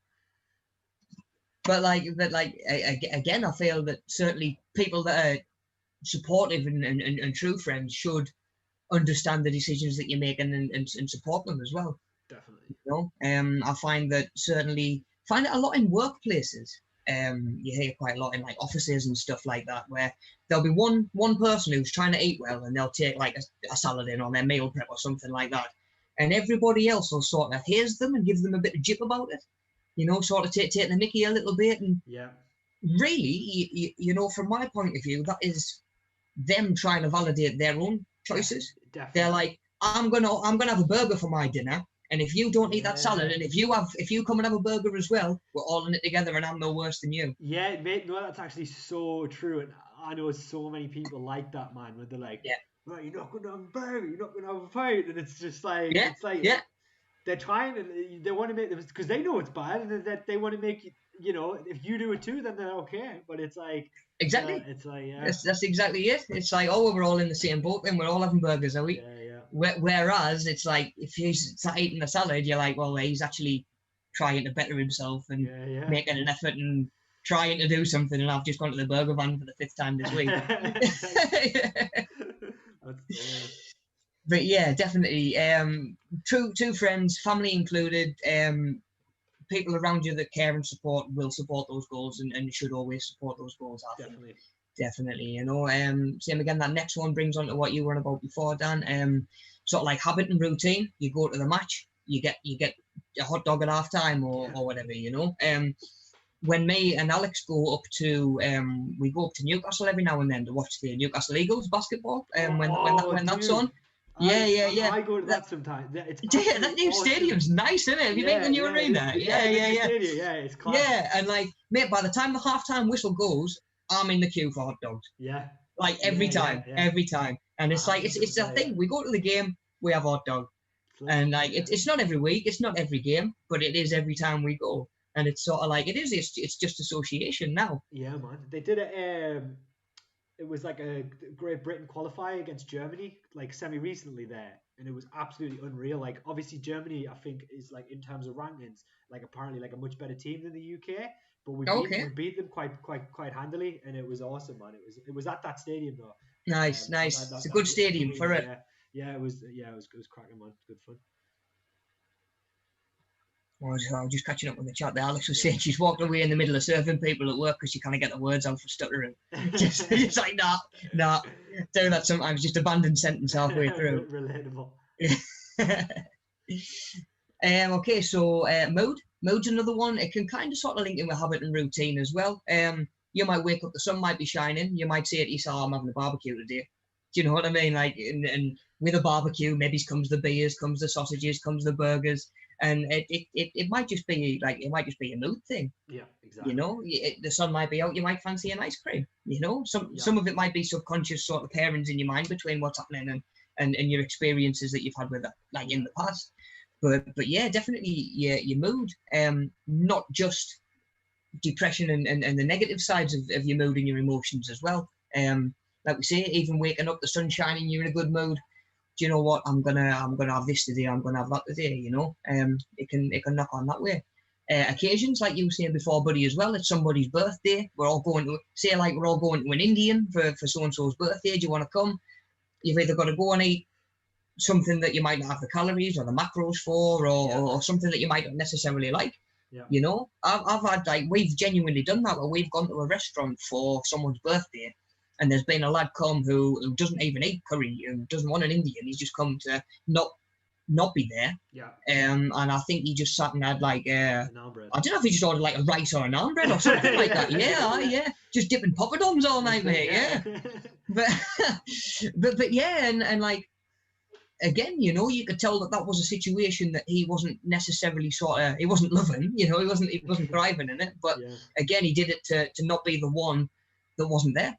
That's it. Yeah, you know? Yeah. It's best way, man. Totally. Stress, same again. We sort of were saying before. Sometimes stress can be a control thing of you feel like you need to control something, and food is the only thing that you can. Stress again might also be that time you're so run down, you're so depleted. Because your body naturally, of course, suffers when you're in a state of stress. You know, with the hormones it's releasing, with the extra work that it's doing, which is why it can only last so long. And you burn out, you can make yourself ill just through stress because you're asking your body to do more than it's actually capable of. That's it. You know, when you're that down and you're that lethargic, that's when you might fall into the habits of either sort of comfort foods that make you feel better. It might be stuff that you've maybe your mom or dad or nana or something made you growing up whenever you've been ill. You know, it might be like, I feel down, I'm gonna make myself some mince and dumplings or something like that. You know, something like proper homey. And nutritionally, it might not be exactly what you need at the time. But again, that's your mood and that's your emotions sort of factoring into your eating and your nutrition side of things. Definitely.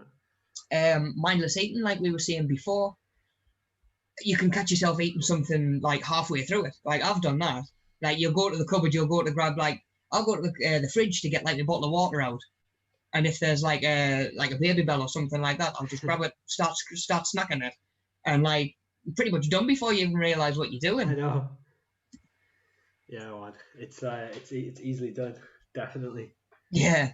Oh, I've just seen Sue Dale's in. Hi Sue. He's getting in the chat. Why did I overeat? Because I couldn't control my portion size and belly didn't tell my brain to stop eating. I didn't know it was okay to leave food on my plate. Yep, Sue has actually got a very unique experience with in terms of like her like weight loss journey, I guess you could say, because Sue is if you don't mind me saying, she's lost an unbelievable amount of weight, which honestly like amazing, really amazing.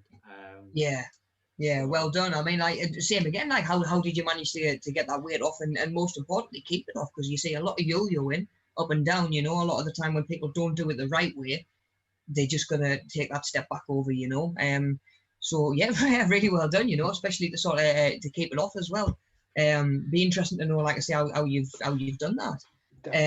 Portion size is something that we're going to touch on towards the end as well, but that is important, you know. Some people are raised not to waste food. If it's on your plate, it's going to get eaten.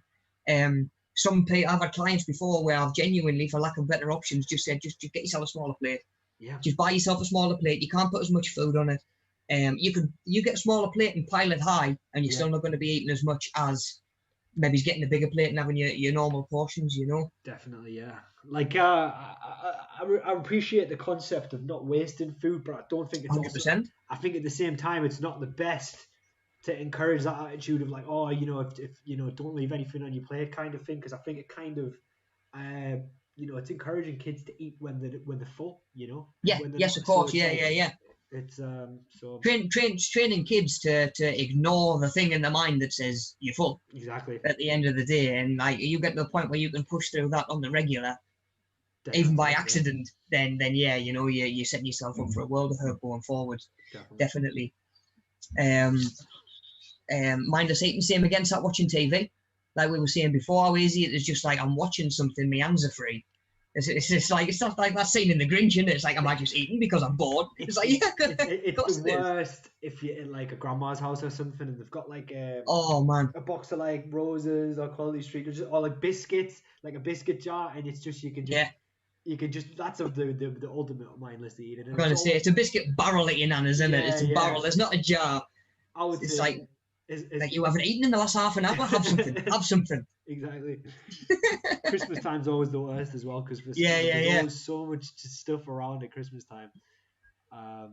Well, that's it. And I mean, that's something that's sort of like because obviously that's coming up, whatever form Christmas and whatever Christmas is going to look like this year. That's coming up as well, because we all do that thing where we buy too much Christmas stuff. My dad regularly takes January off from the gym training, so we can eat everything that's left over from Christmas, pretty much. Yeah. It's like there's all of that. It's pointless me training when I've still got to be drinking this. I've still got to be eating that. Otherwise, it is going to go to waste. I'll start training again in February. So whereas a lot of people will take December off, whereas a lot of people will take December off and sort of like, oh, Christmas is coming, I'm going to be drinking more, I'm not going to be eating as well, I'll leave the gym as well. Yeah. My dad goes the other way. He'll work right up until New Year, and then like January he'll just have a month of just eating and drinking whatever's left in the house. You know, Rob, for me on Christmas, the episode of Friends when Joey's got the Thanksgiving pants. And it's like pregnancy pants. Yeah. It's not like a Christmas day. It's like, don't even bother with jeans. You want like maternity pants or something like that. Yeah, definitely. Yeah. So same again. Christmas is one of the times where sort of like abundance and excess is just it's rife. It's all around you.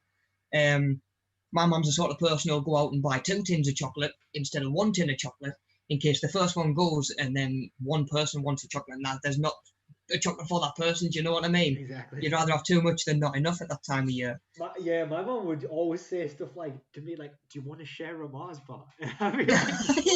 What are you talking about? How can you share a Mars bar? Don't share a Mars bar. Certainly not at the minute. Yeah.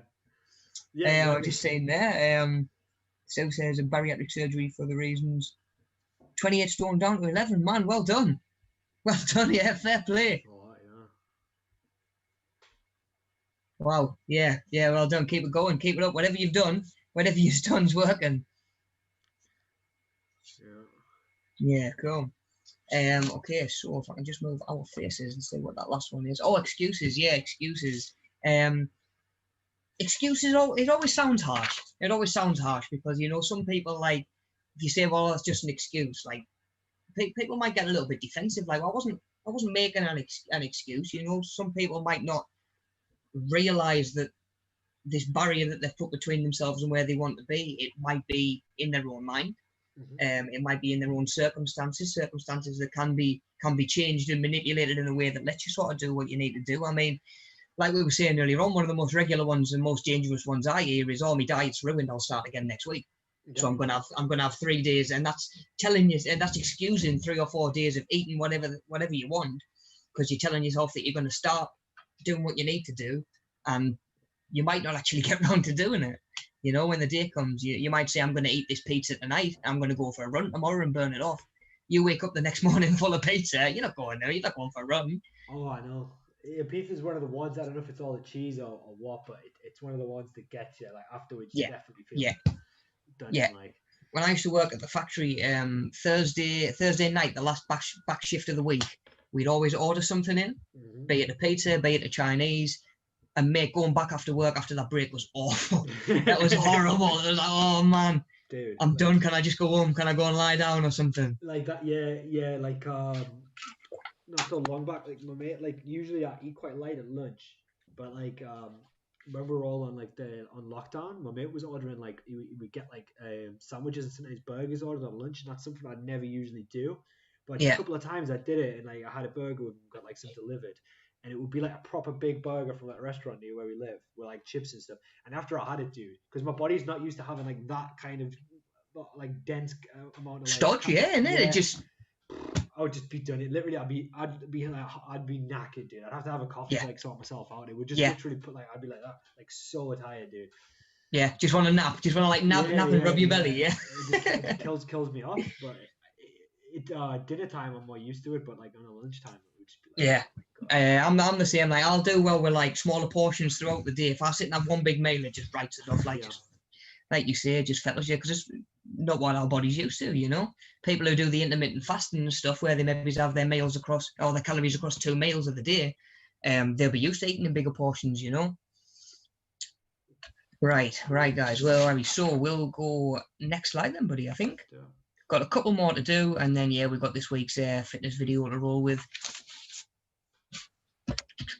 So same again, examples of overeating and sort of our thought processes as we go through them. I mean, even if you scan through, you might see one or two of those on there that apply to you or have applied to you in the past. I know I do. This was like someone's been inside my mind and just written down the most regular sort of reasons and excuses and thought processes and stuff like that. I mean, with that top one there we were talking about earlier on, the reward syndrome. You're having a really bad day, your boss has been a nightmare, everyone's driving you crazy, and you feel like you deserve a reward. For some people that's going home and that might be ringing a Chinese. That might be going home and sitting around a share bag of crisps. Yeah. A full tub of Ben and Jerry's or whatever it's going to be. The thing that I've always said, and like we sort of said earlier on, it was like, why does that reward necessarily have to be food? True. Certainly destructive food or food that's not conducive to your goals and where you want to be. Surely a reward would be having something that bumps you one step closer to where you want to be. Like a bonus step. There you go. Have an extra step forward. Like when you get a bonus in Monopoly, it moves you forward a space, doesn't it? It don't move you back.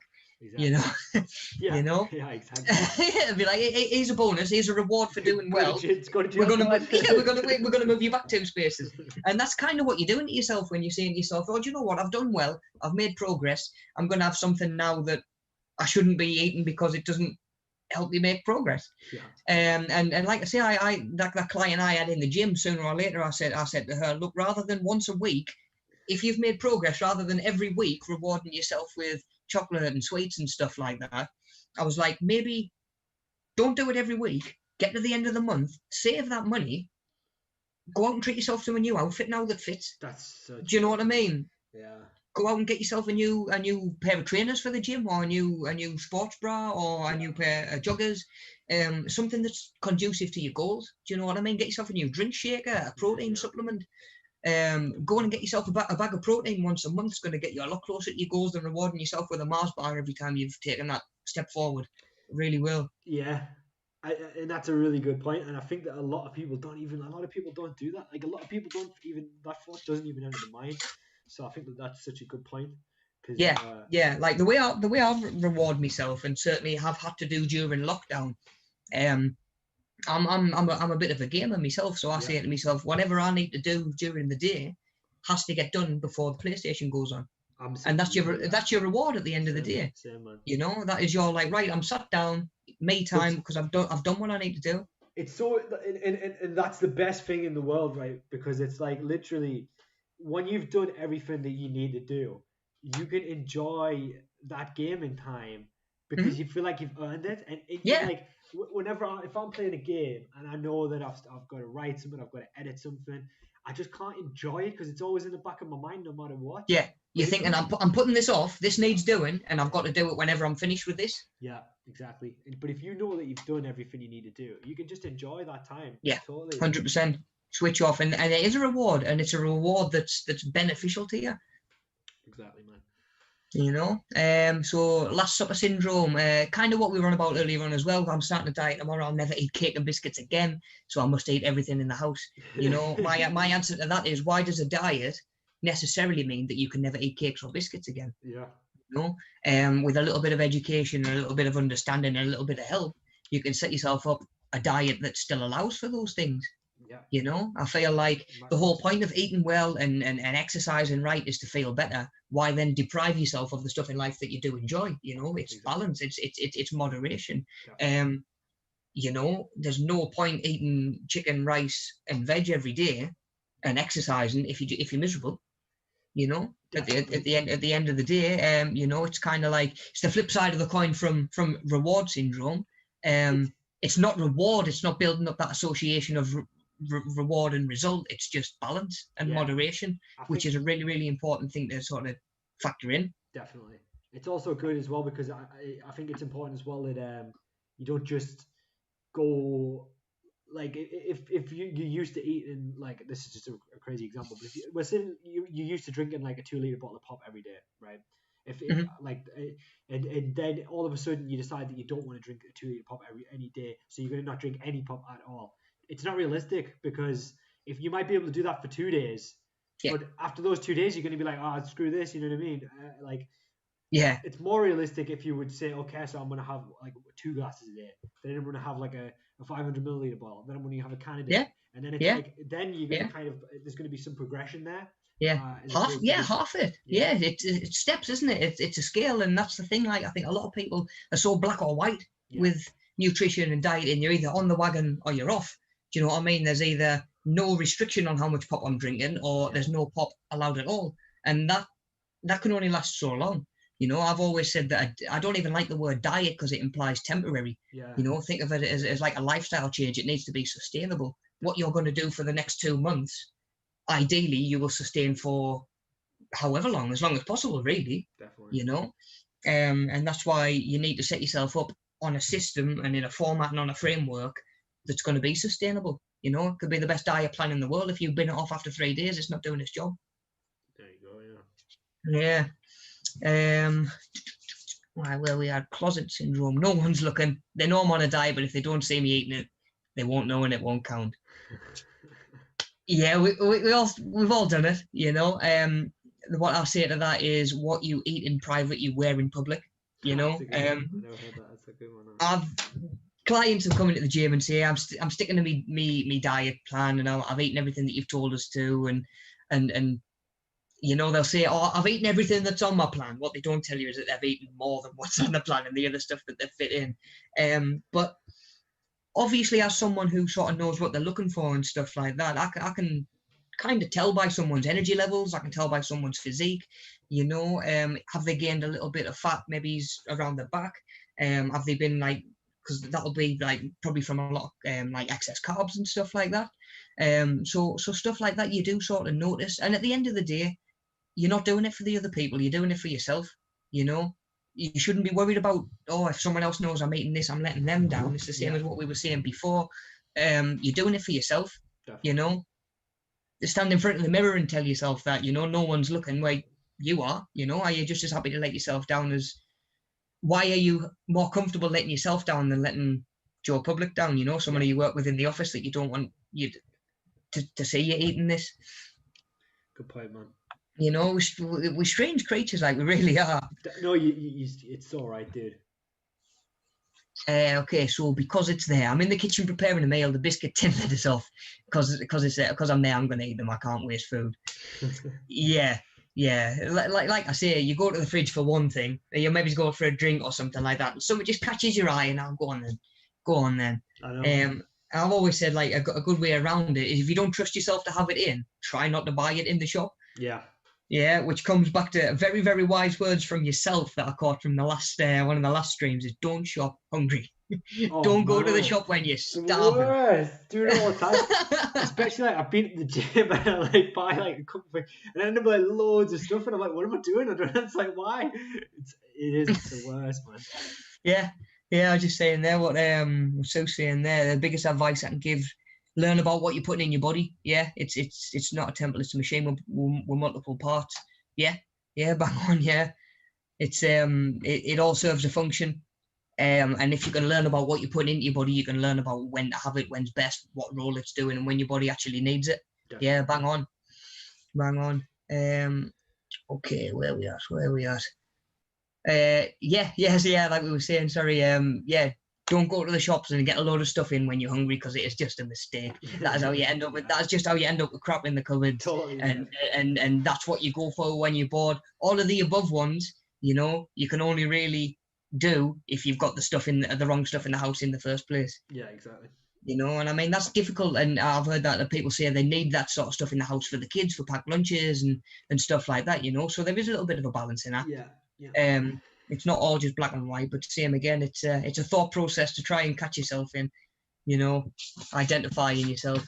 Definitely. Okay, so the fed up syndrome: I'm bored, lonely, cross and angry with myself or someone else. I'm going to eat something naughty. I'm bored. Let's eat. Yeah, so that's kind of like, I'm done, throw in the towel, I'm just going to do whatever I want. It's kind of like resigning yourself to the fact that the only thing that's going to make you feel better there and then is that sugar boost or that that dopamine release, you know.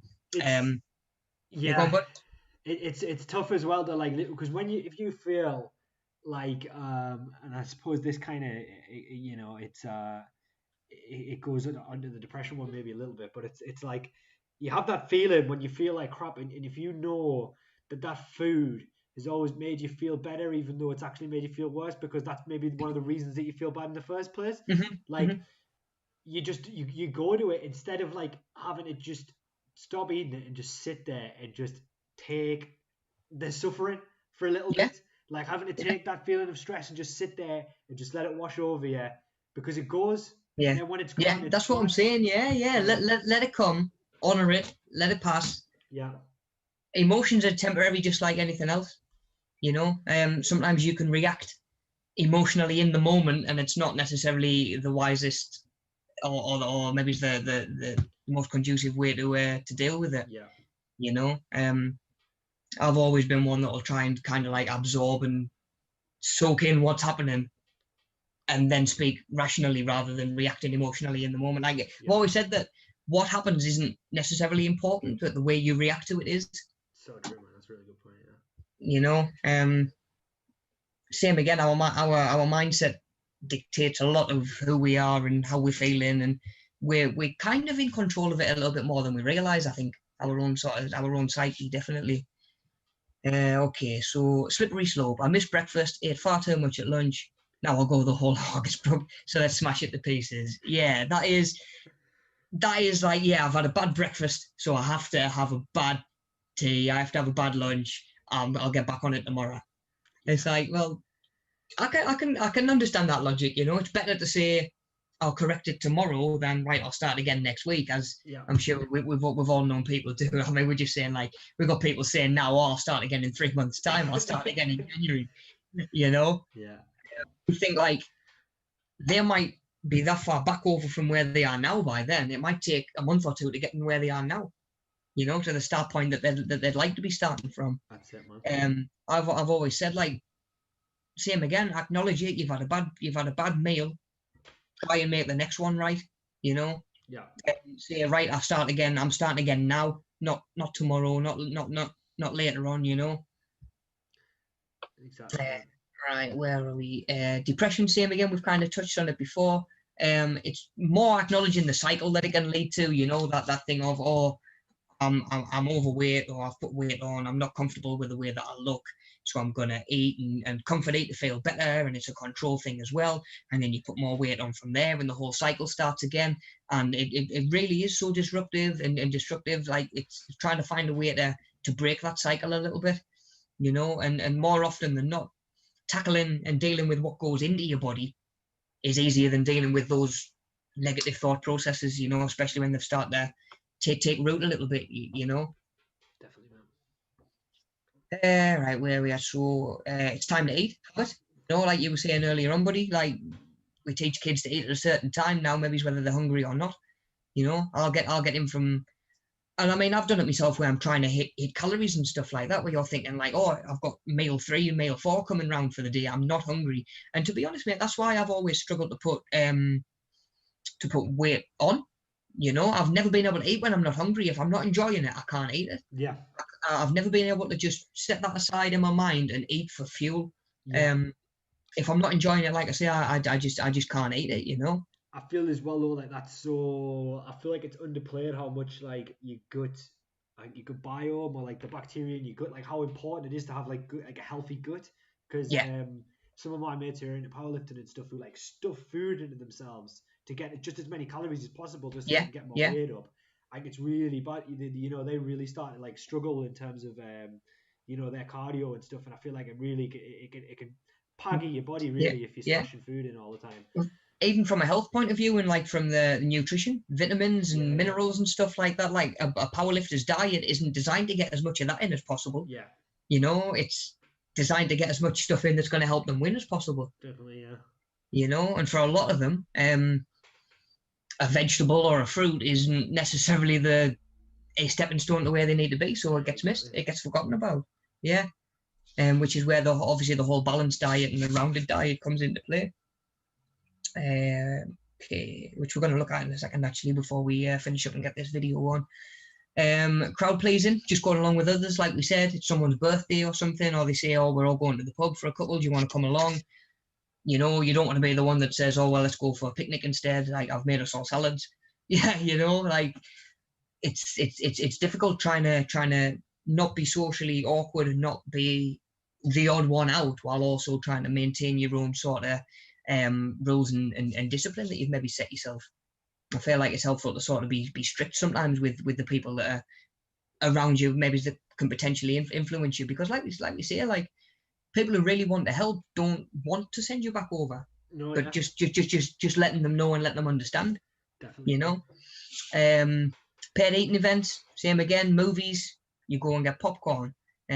Coffee, you have a biscuit. We were saying, go to the basketball, you get a hot dog, you know. And it's sort of, you might not even necessarily fancy one, but as I'm driving up to the arena, I'm thinking, oh, hot dog at half time. Do you know what I mean? Like, getting these, and then by the time half time comes, you are really looking forward to it because your body knows that it's coming. Exactly. One of my favorite things that when I've been to go to Eagles games is because obviously in basketball games, one of the chants, like when your team defend, you say like defense, defense, and it's like two syllables, but because there's like loads of Geordies there, you hear them go defense, defense. Like, it's like, different, isn't it? they don't want to say the Americanism of like defense. Like, some people will be chanting it, but then some of them, like, they can't commit to it. So defense. Defense. It's just defense. Yeah, it's like, oh, that sounds so wrong. Especially when you watch like the NBA and stuff like that. You're used to hearing it. Yeah. It just doesn't sound right in a Geordie accent, does it? Hey, class, man, class. Oh, I don't know when the season's coming back, actually. I know. I was thinking the same thing, man. Yeah. The tickets, like, I think we get tickets like 15 quid or something. They're really like well priced, the tickets, and I think that, like saying I will go up for two for like a night, and it'll be like 30 quid for two tickets. It's awesome, you know, and you sign up for newsletters and they'll give you discounts and stuff like that. You get the membership, you get discounts as well, right? They want bums in seats, obviously, don't they? It's good, man. Yeah. Keep an eye on that. Definitely. Okay, guys, last couple. So, same again, we've kind of been through them already, just to refresh, sort of doing it for others. Maybe someone's baked you something, do you know what I mean? They turn around and say, I've baked you a cake or whatever. Like, we've done it during lockdown. We've knocked up, like, tray bakes for people and gone on, like knocked on the door. My family, Alex's family, taking it over. And I mean, certainly at the minute, we're not there in the house to see whether it's getting eaten or not. It could have gone in the bin for all we know. But at the same time, people are going to feel more obliged to sort of eat it and even though they might not even fancy it, because they want you to know that it's appreciated. Exactly. You know, so that's sort of like, it's not guilt, but it kind of is guilt as well at the same time.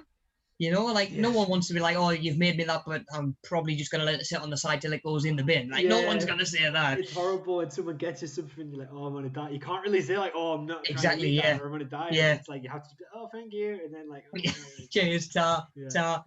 There's another 20 burpees later on. And of course, special occasions, like we were saying, like it's a wedding. You know, you go to a wedding and the meal itself might be 3 courses, not to mention the bevies that you're going to drink or be expected to drink. Not to mention if you're the bride or groom and you're getting stuff bought for you all night. You know, birthday parties where you're going out to restaurants or even a buffet. You know, you go to a kid's birthday party and all that there is buffet food, and that's for the adults as well. Definitely. You know, and you've just got to sort of pick up what's there. I know. Yeah, you know, like, it's sometimes we don't have as much control in the situation as we'd like, and it's just a case of sort of just accepting that, controlling what you can and influencing what you can, and just kind of rolling with it when you can't, you know, and not letting it derail you altogether. You know, it doesn't necessarily have to be a step backwards; it can be a step sideways. You know, it just sort of reassess and sort of just, like I say, just try and take everything that we talk about and kind of just put it in your arsenal, you know, just for stuff like I can look out for this, or I can identify this. And it's sort of like, you can look out for these sort of things in family and friends as well. You know, it's not just yourself. You know, you might catch friends, or I mean, it's helped for me. I catch clients slipping into some of these, and sort of, now we've talked about them a little bit, you can address not only what might feed into that, but a way around it as well, you know, and how to deal with it. That's a good point, man. Right. So on to that last slide. Just a quick look, because I know we did kind of look at it last week as well. The food pyramid. just to give you a bit of an idea in terms of portions, I'm a big believer in sort of counting macros and working out your calories and stuff like that, but there is a lot to that, and it can be a little bit daunting. It can be a bit overwhelming. So looking at it this sort of way can be a handy way of just sort of breaking things down and at least getting you started. Baby steps, and then you can build on the macros and stuff like that as you go forward. So you can see sort of at the bottom of the pyramid that bigger section is your carbohydrates, and that's because you're probably going to eat more different servings of carbs throughout the day. Sort of as you move up to the next level on the pyramid, you can see that we've got fruit and veg, with those still being carbs as well. So I mean, even just looking at that bottom section, you can see how easy it might be to overeat on carbs, in the sort of, 100 grams of pasta and 100 grams of broccoli in each hand, the 100 grams of pasta is going to have vastly more calories in. So same again, you can still be getting your carbohydrates in, fruit and veg. Be aware that they are still carbohydrates, but you're not going to be getting the big sort of energy whack from it like you would, because that's what we have our carbohydrates for at the end of the day. To get your energy from. You need it in your diet. There's a lot of stigma around the word carbs and carbohydrates and stuff, and people sort of want to stay away from them, and these fads that are low carb diets and stuff like that, but we do need it in there. It's just being careful of eating too much. And what they say for sort of portion sizes, if you can fit in the palm of your hand or about the size of your fist, it's about the good portion.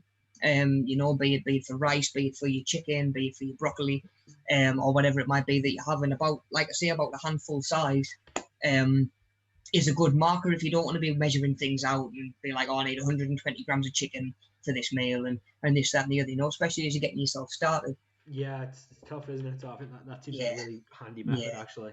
Yeah, you can see a little bit sort of higher up, you're going to have less servings of dairy and protein, sort of 2 or 3 a day. Protein is probably, it's what I base my meal around. I'm going to have chicken, what can I put around it, and build outwards from there. If you take it the other way and you say, right, I've got rice, what can I have with rice? You'll be on a whole day process of elimination. True. It's so sort of versatile. But again, you've got like a certain amount that your body's going to want to hit day to day for protein. And you don't need like a crazy amount of it, especially to say that some of it might be coming from red meats and stuff like that you want to kind of limit as well. Just in terms of a health point of view. Obviously, like I say, you've got your dairy, and then you've got your food that you're going to use sparingly at the top. So like your oils, food that's high in fat and sugar, might be your junk. Interestingly, I did notice not long ago, actually, I seen this plate on, it might have been Pinterest or something like that, and it was broken up into different sections. So it was like just a standard dinner plate, but it might have been like quartered, and like the bottom of one section would have like picture of veg, so your veg goes in there, and you've got another one that's like, you might put your meat in another section. So it's almost like dividing everything up on your plate to help you control your portions. It's a good idea, actually. Rather than like fill half your plate with pasta or whatever, you chuck a little bit of chicken in there, you bang a load of cheese on the top because you've got no idea what portion size for cheese and that as well. And it can really, really sort of get away from you, whereas,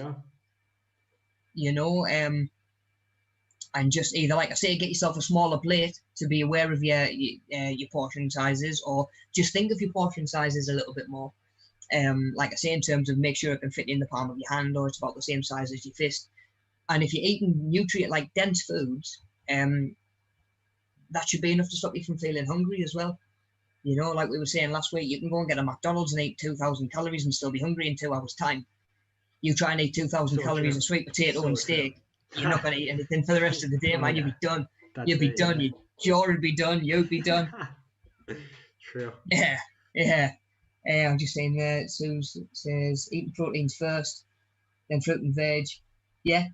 That's the way I do it. The way that, like, one of the first goals I'll set clients. I know I say baby steps, set like a new goal each week. One of the first ones will be try and hit your protein. Yeah. If you can hit your protein and then hit your calories, there's only your fats and your carbs that can fluctuate, and that can't have too big an effect while you're still getting your calories and your protein in. Exactly. Yeah, cool. Right, I think that will about do us then. Right on, man. that should just about do us. So there's a link below the video where you've got sort of like a lot of additional information and like our learner's handbook and stuff like that in there. And I believe there should be a link to the survey in there, Daniel. Is that right? Yeah, there's a link Yeah. to the survey as well. Yeah. Make sure you do that for me, guys. I can post it in the chat as well. You guys just give me 2.9 seconds. Awesome, buddy. Thank you. So yeah, it's just a quick survey. If you wouldn't mind just taking 2 minutes to fill that out, it just helps us on our end. Feedback's really important to us. Yeah, and so if you just do that survey, guys, and then we'll take a quick 5-minute time out, and then we'll go straight into the workout. So yeah, guys, just want to say thank you for tuning in. It's been really nice. Certainly from my point of view, being so distant, living over Durham way, being able to keep in the loop with everybody from a distance. It's important that we can all sort of stay in touch, stay connected, keep an eye on each other, keep each other safe as well. Give each other support. This is, in its own sense, a support bubble. We all help each other out. We're all here to help. Most people are sitting at home and they're maybe left to their own devices a little bit more, browsing online a little bit more. And we've got to be aware that we can sort of be potentially exposed to all sorts out there. Be careful. Just be mindful what you're accessing while you're on. Obviously, you've clicked like a trusted link to get to the video today from a trusted source, which is ourselves. But same again, just be aware, staying safe when you're online. If there's anything that you're not sure about, we do actually have an e-safety course, don't we? That should be available on the channel, so you can go through and learn a little bit more about that as well. Like I say, these online streams have been absolutely awesome in letting us all sort of stay connected. If you are having sort of regular contact with people, even online, in your support group or your bubble, just be mindful of any sort of sudden changes or shift in their behaviour or something like that, potentially due to outside influences or something that they've been exposed to. And of course, as always, remember that there are people out there to speak to, myself included. If you do notice anything strange, please remember that we're all available outside the session. Please get in touch. And any concerns, I can pass them on to the safeguarding head as well. We're all out here, we're all watching each other's backs. And I'm, for one, I'm really, really grateful for what this has been in letting us all sort of keep in touch with each other and keep each other in the loop, man. Definitely. Cool. So yeah, I think that'll about do us, buddy. You said we're going to stick a break video or break screen on, cool. And then you guys get yourself some water, get yourself some space, and we'll get this fitness video done. All good. Yeah, so take a 5-minute break, guys, and then we'll come back. So thanks a lot, Rob, man. Yeah, thank you, buddy. Cheers. See you in a bit, guys.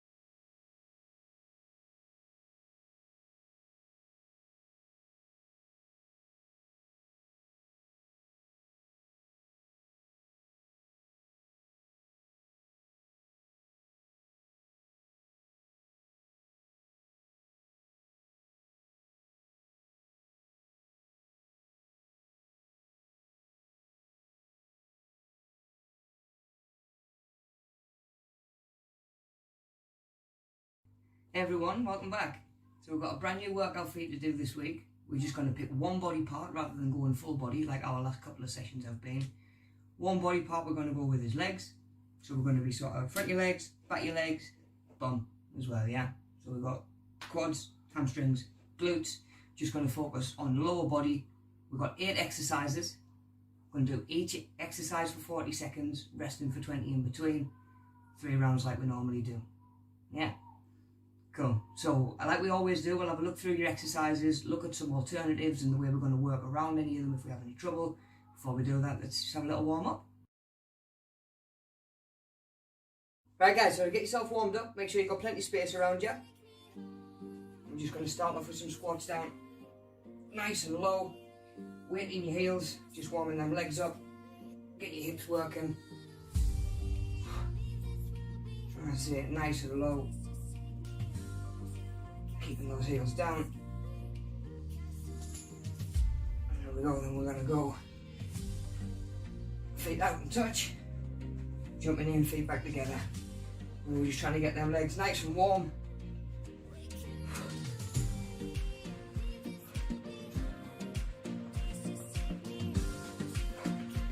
There we go, we're going to go into some lunges like we do, either frontwards or backwards, whatever feels more natural to you. Just try and get them legs moving.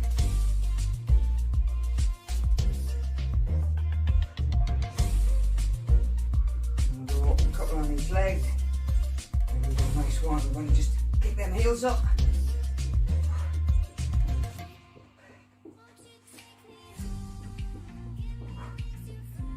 And finish up with some high knees. Start in front here, get them arms moving as well. We're focusing on getting those legs moving more than anything.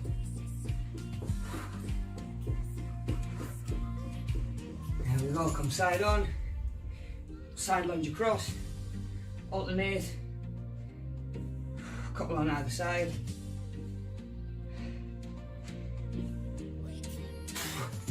There we go, shake them legs off, should be good to go. Just going to take a minute and look through each of these 8 exercises before we start. Right guys, so our 8 exercises for today. We'll start at the top, work our way through one at a time.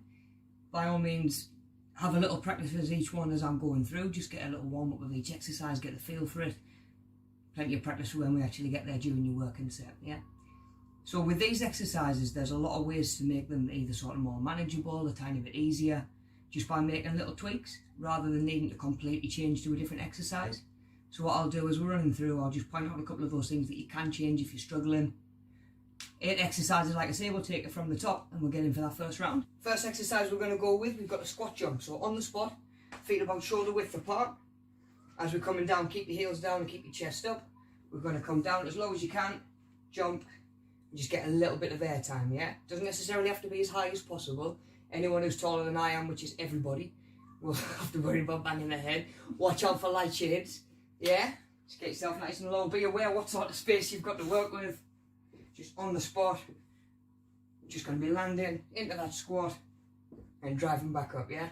Like I say, keep that back flat and chest up. Any trouble with the impact, just sort of smaller jumps or no jumps at all if you need to. Yeah, and of course we can take some of that depth out of your squat rather than coming all the way down. Just go halfway if we need to, yeah? Cool. Second exercise we're going to go with a side lunge.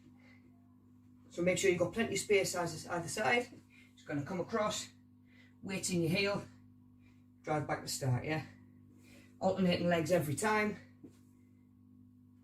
Pushing back to start. And again, you get any discomfort in your knees or anything, you can change up your foot position. So either go foot pointing out, foot pointing straight forward. And same again, you can make them a little bit shorter or a little bit shallower if you need to. Cool. So from there we're going into a kneeling squat hold. So you're going to start on your knees, plant one foot, plant your second foot, stay low, back to your knees.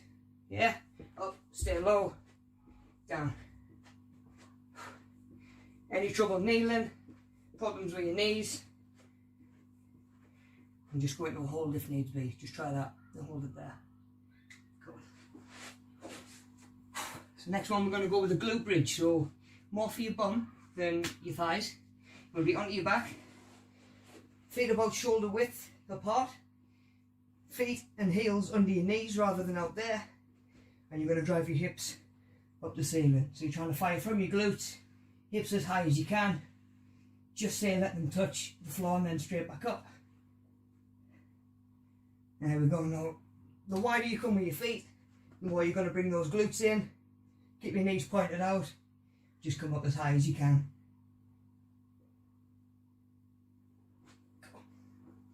Skate the jumps.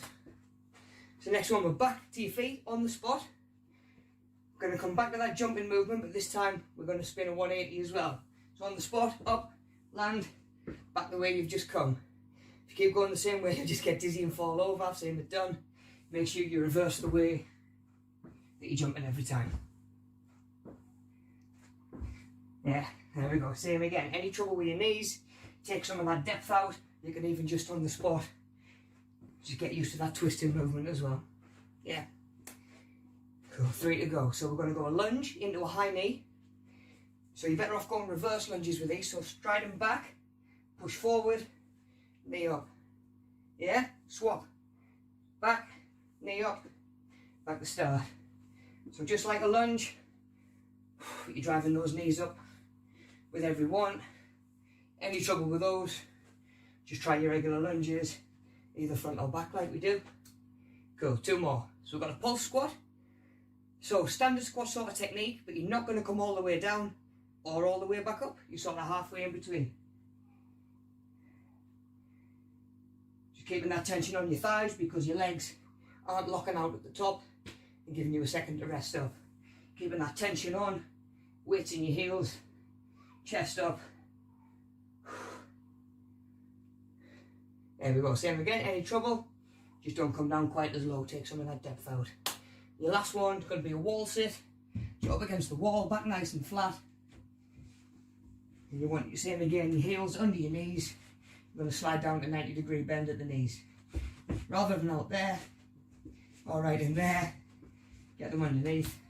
Same again, any trouble, or as we start to tire out, you can come up the wall, just take some of that tension off. Cool. So there's our 8 exercises that we're going to run through. Make sure you've got some water handy, plenty of space. We'll have a second and then we'll get this first round done. Right guys, so first round. Remember all 3 rounds, we're going to be 40 seconds on, 20 seconds rest. About 90 seconds rest at the end of each round. Yeah? Just by keeping everything the same all the way through for a change, we can really focus on consistency and focus on sort of like the technique. Rather than worrying about, oh, am I doing 40 seconds, am I doing 20 seconds, am I doing 15? It's all going to be the same, so you can just think about the exercise and take your time and nail it. Right, first one we're going to go with the squat jump. Remember, we're 40 seconds on, 20 seconds to rest up. Let's get going. So nice and low. A little bit of air time. Same again, just be careful you're not going to bang your head on anything. Like I say, it doesn't have to be as high as you can get. Just a little bit of air time. It means you've got to be a tiny bit more explosive. Push their muscles a little bit harder. Keep them heels down, backs flat. Take a second before each one if you need to, yeah? Get your balance. Go again. Get your balance. Go again. There we go, first one done. So we've got 20 seconds to rest up. Catch your breath. Get a breather if you need one. Side lunge coming up. Same again, so you want to make sure you've got plenty of space either side. Deep breaths. And we're going to go nice big stride across. There we go. And just alternate each time.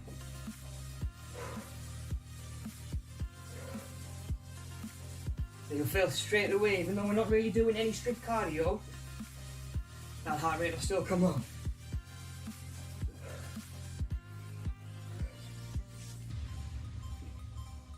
And we'll same again, dropping that weight into your heel.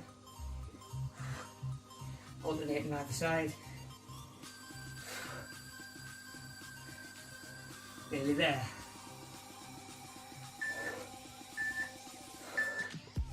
There we go, first 2 done. You're going to go kneeling, squat hold. So starting on your knees, you're going to swap over, plant your feet, then come back down to knees. There we go, it's not about control. There we go, rather than rushing through this one, take your time. So from your knees, plant one foot, plant the other, stay down, back to your knees.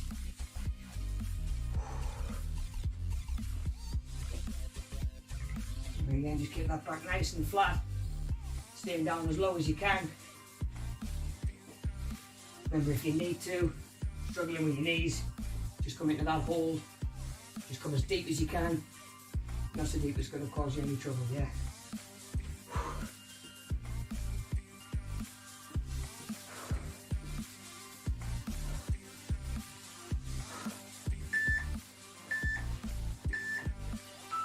There we go, glute bridge. So we're going to give your thighs a rest, move on to your glutes, move on to that bum. So we're going to plant your feet right under your knees, not out there, keep them in close. Come out nice and wide, knees point out. We're going to come hips towards the ceiling. There we go. So because we're trying to get tension on your glutes, give your quads a rest.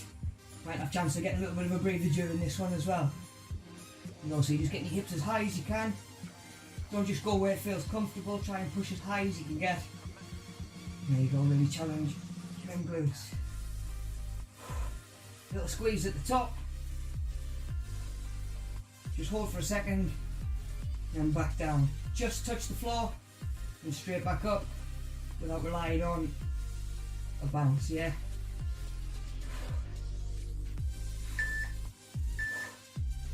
There we go, nice and controlled. Should feel them tomorrow. Skater jumps. So back to your feet on the spot, and we're going to be throwing that 180 spin in there as well, yeah? There we go. So same again, make sure you've got plenty of space. On the spot, up, jump and spin, yeah? Cool. So like we do with squats, as low as you can. Take your time before you try going into that next one, yeah? Once you get that movement down, you can go from one straight into the next, yeah? Come down as low as you can. Same again, don't force anything. Don't push anything if it's hurting.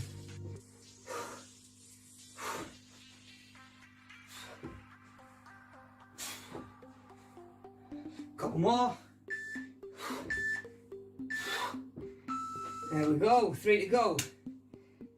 So we're lunging, stepping back into that high knee, yeah? Alternating every single time. Whew. 3 to go, get this first round done.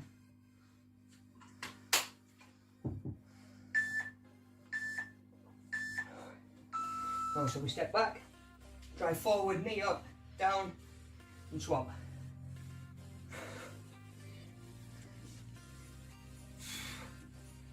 What we do, take your time, break it down if you need to. So lunge, step through and drive, back down. Just means you've got to be a little bit more explosive with your lunge, carry your leg through.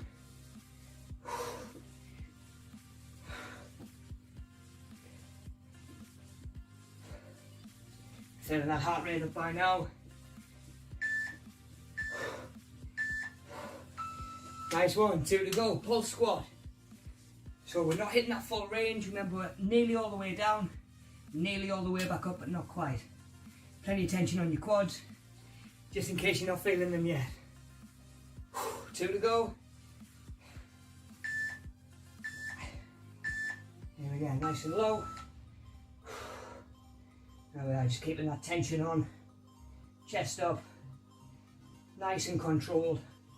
Maybe you're not coming to the top and locking your legs out. Stay down and keep that tension on. See it, we're feeling them thighs kicking in again.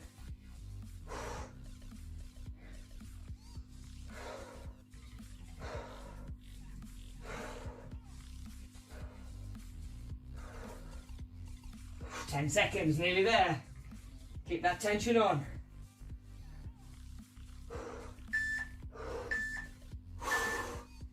There we go, guys, one exercise to go. Make sure you've got a little bit of wall you can lean against. Back's going to be nice and flat with your shoulders back. Going to come down to 90 degrees, bend at your knees.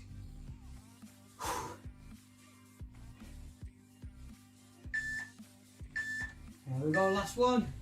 Nice and low. Just hold it there. Yeah, head and shoulders right back. Arms out the way, you don't want them on your leg doing all the work. Keep them out the way with. I know them quads are getting tired. If you need to, just come up a little bit higher, yeah? The higher you can come, generally a little bit easier it's going to be. We're nearly there. Hold that 90 degrees. Your last one. Come on, we've got a full 90 seconds rest coming up. 10 seconds. You can do anything for 10 seconds. Hold it.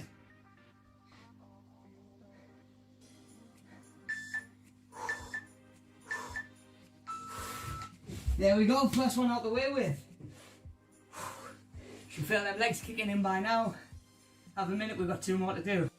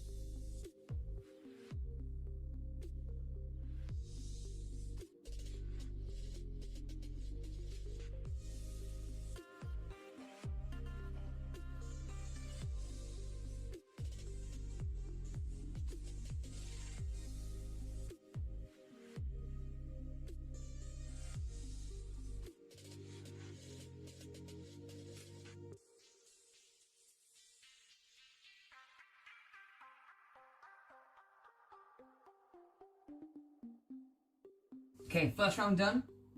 Let's get this second one out of the way with as well, yeah?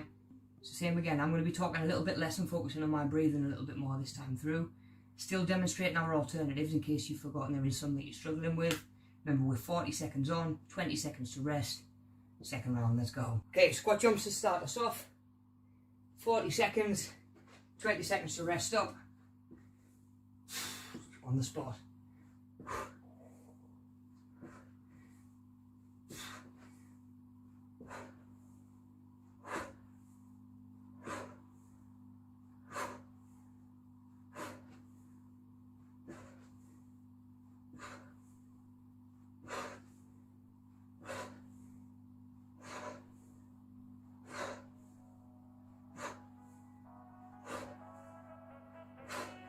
Couple to go.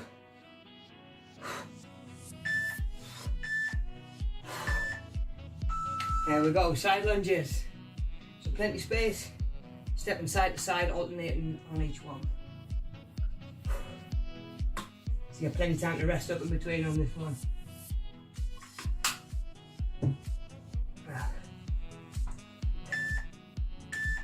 Side lunges, stepping across. There we go, alternate.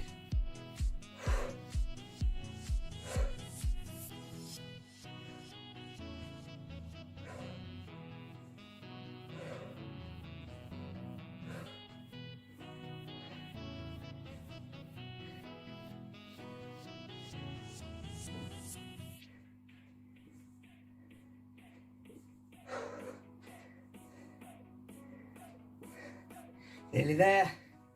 Couple more each leg.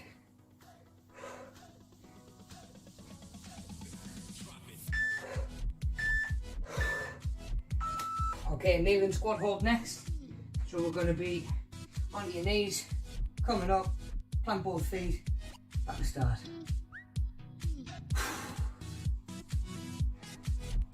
Take your time, focus on that control. Yeah, let's go. Come on. Back down. Keep those knees bent as low as you can.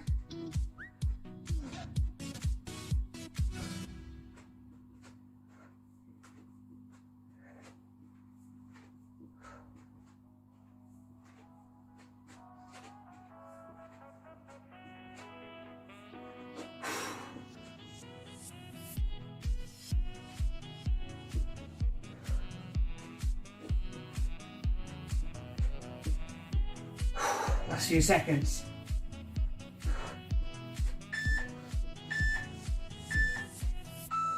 There we go, glute bridge. So onto your back, pull them feet in nice and close to your bum. Feet and knees outside shoulder width. And we're just driving your hips upwards. Try and fire from them glutes. Get as high as you can.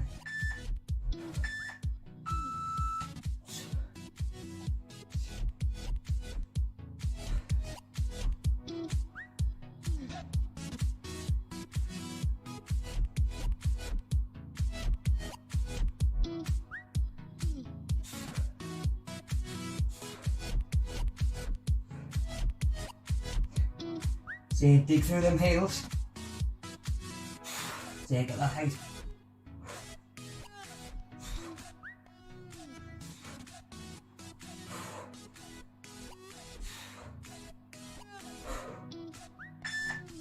Last one. There we go, halfway through. Skater jumps. On the spot, that little squat jump, put that 180 spin in as well, yeah?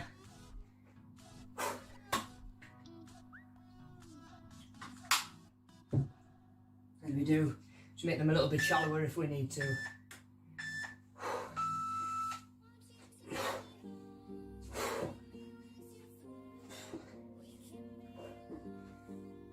Coming from as low as you can, up and spin.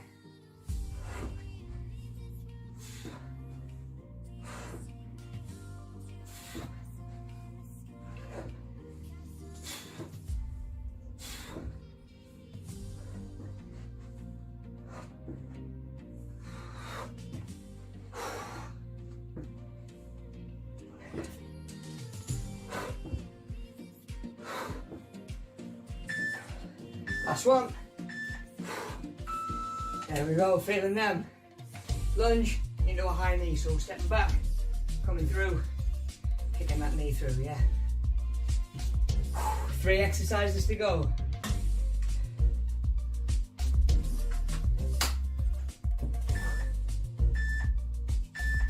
Stepping back, come forward, knee up, and switch.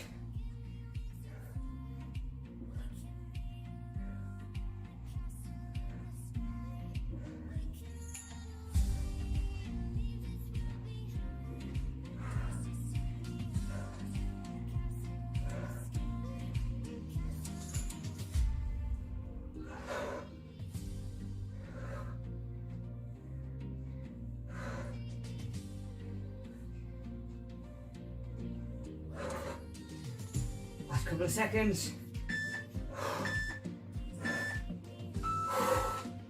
2 to go. Pulse squat. Not quite all the way down, not quite all the way up.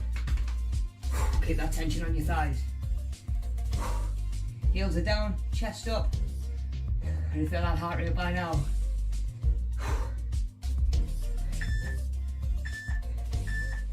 There we go. So just working through the middle part of that range. All your weight's on your heels, chest up.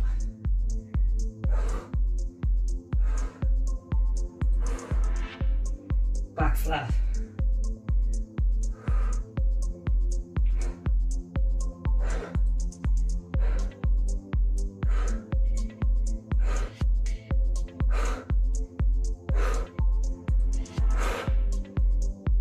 Last few seconds, hold it.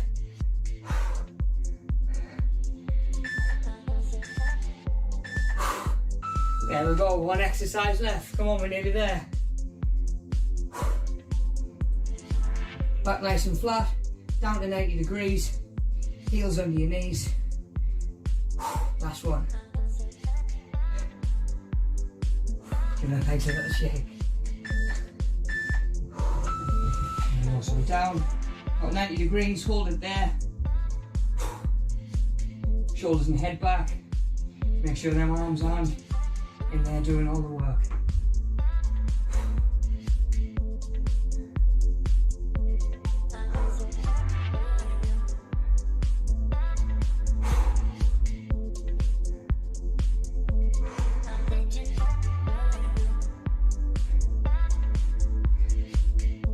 Nearly there, 10 seconds.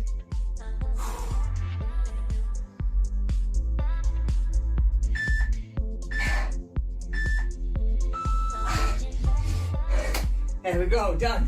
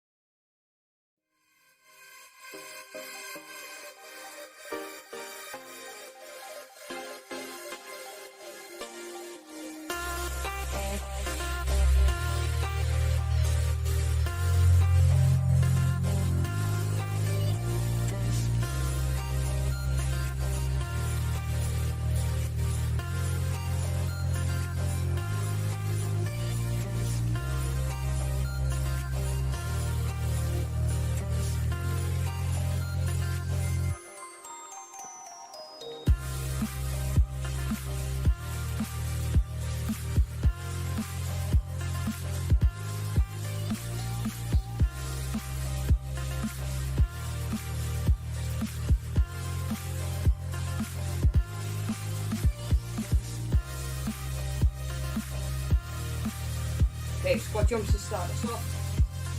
40 seconds, 20 seconds to rest up.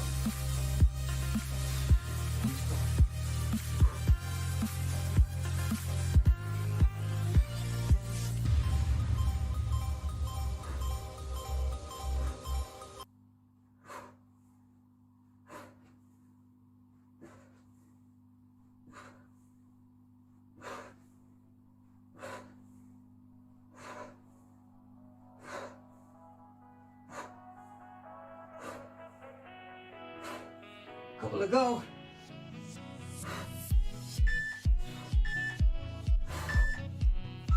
There we go, side lunges. So plenty of space, stepping side to side, alternating on each one. So you have plenty of time to rest up in between on this one.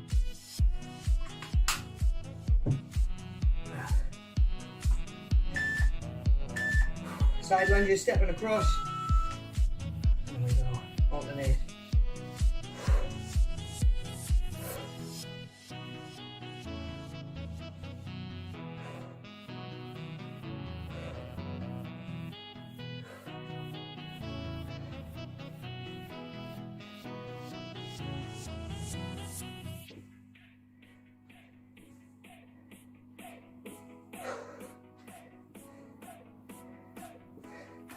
Nearly there. Couple more each leg.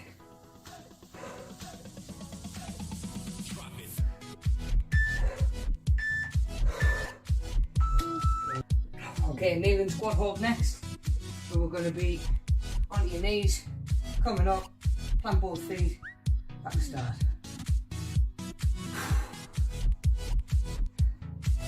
Take your time, focus on that control. Back down. Keep those knees bent as low as you can.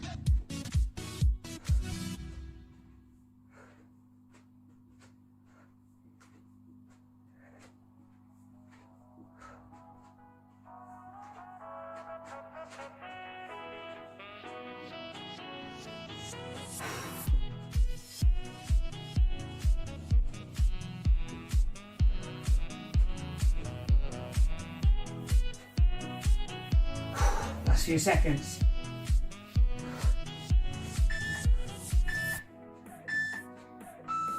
There we go, glute bridge. So onto your back, pull them feet in nice and close to your bum.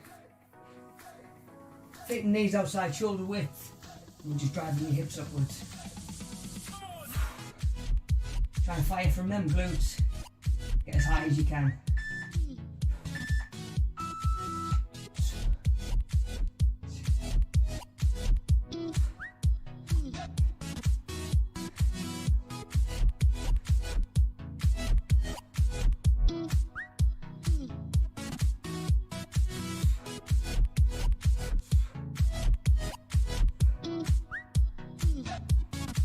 Dig through them heels.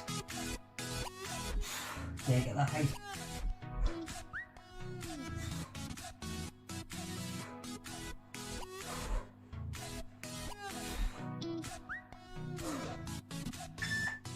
Last one. There we go, halfway through. Skater jumps. On the spot, that little squat jump, put that 180 spin in as well, yeah?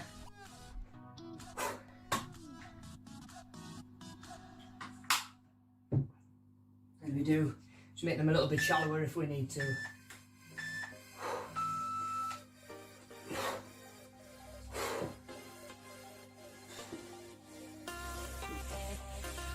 Coming from as low as you can, up and spin.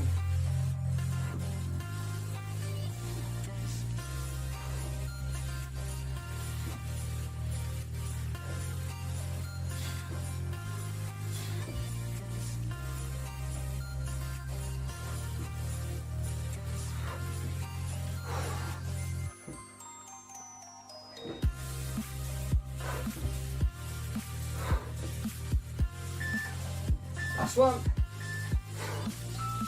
There we go, feeling them. Lunge into a high knee, so stepping back, coming through, kicking that knee through, yeah. 3 exercises to go.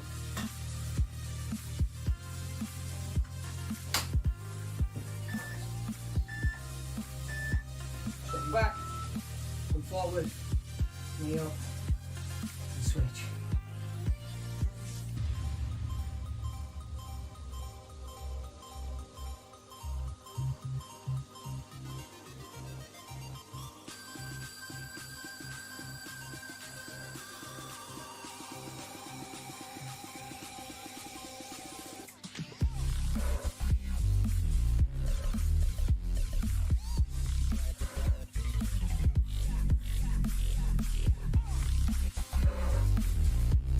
Couple of seconds.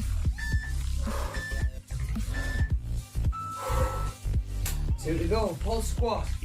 Not quite all the way down, not quite all the way up. Keep that tension on your thighs. Heels are down, chest up. And you feel that heart rate by now.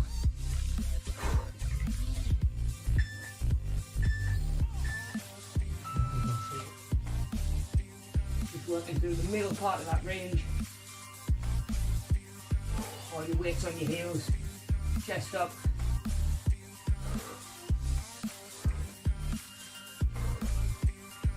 Back flat.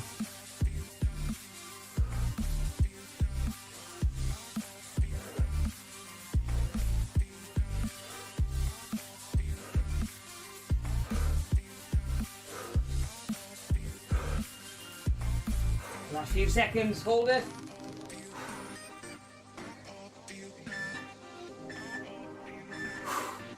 There we go, 1 exercise left. Come on, we're nearly there.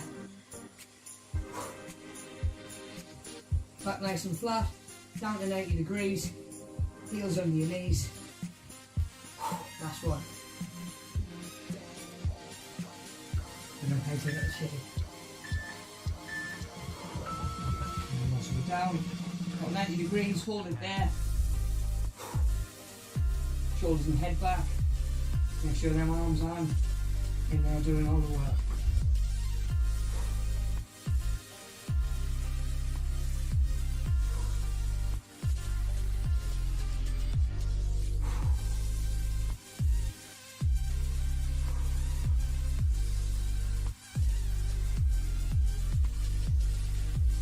Nearly there, 10 seconds.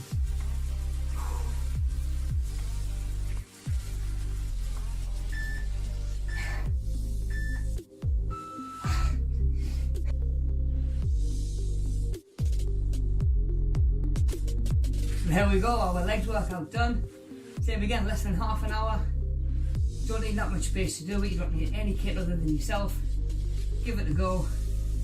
I know there's a lot of stuff on social media about the minute where people are pushing people to be saying, you should be exercising now, you need to be doing this all day, every day, you need to be doing this, that and the other. It's important to remember that we're all dealing with what we're going through differently. We all have different ways of coping. Do what you can, do you know what I mean? Not everybody has the same ability level, not everybody's got the same motivation, do you know what I mean? Just do what you can. You know, trying times for everybody. We're all in it together, we're all here to help each other. Any questions, get in touch with me or Mel at any of the Media Savvy team. We'll be happy to help you out. I'm sure you're going to feel them legs tomorrow. Thanks for tuning in again. Stay safe, I'll see you next week.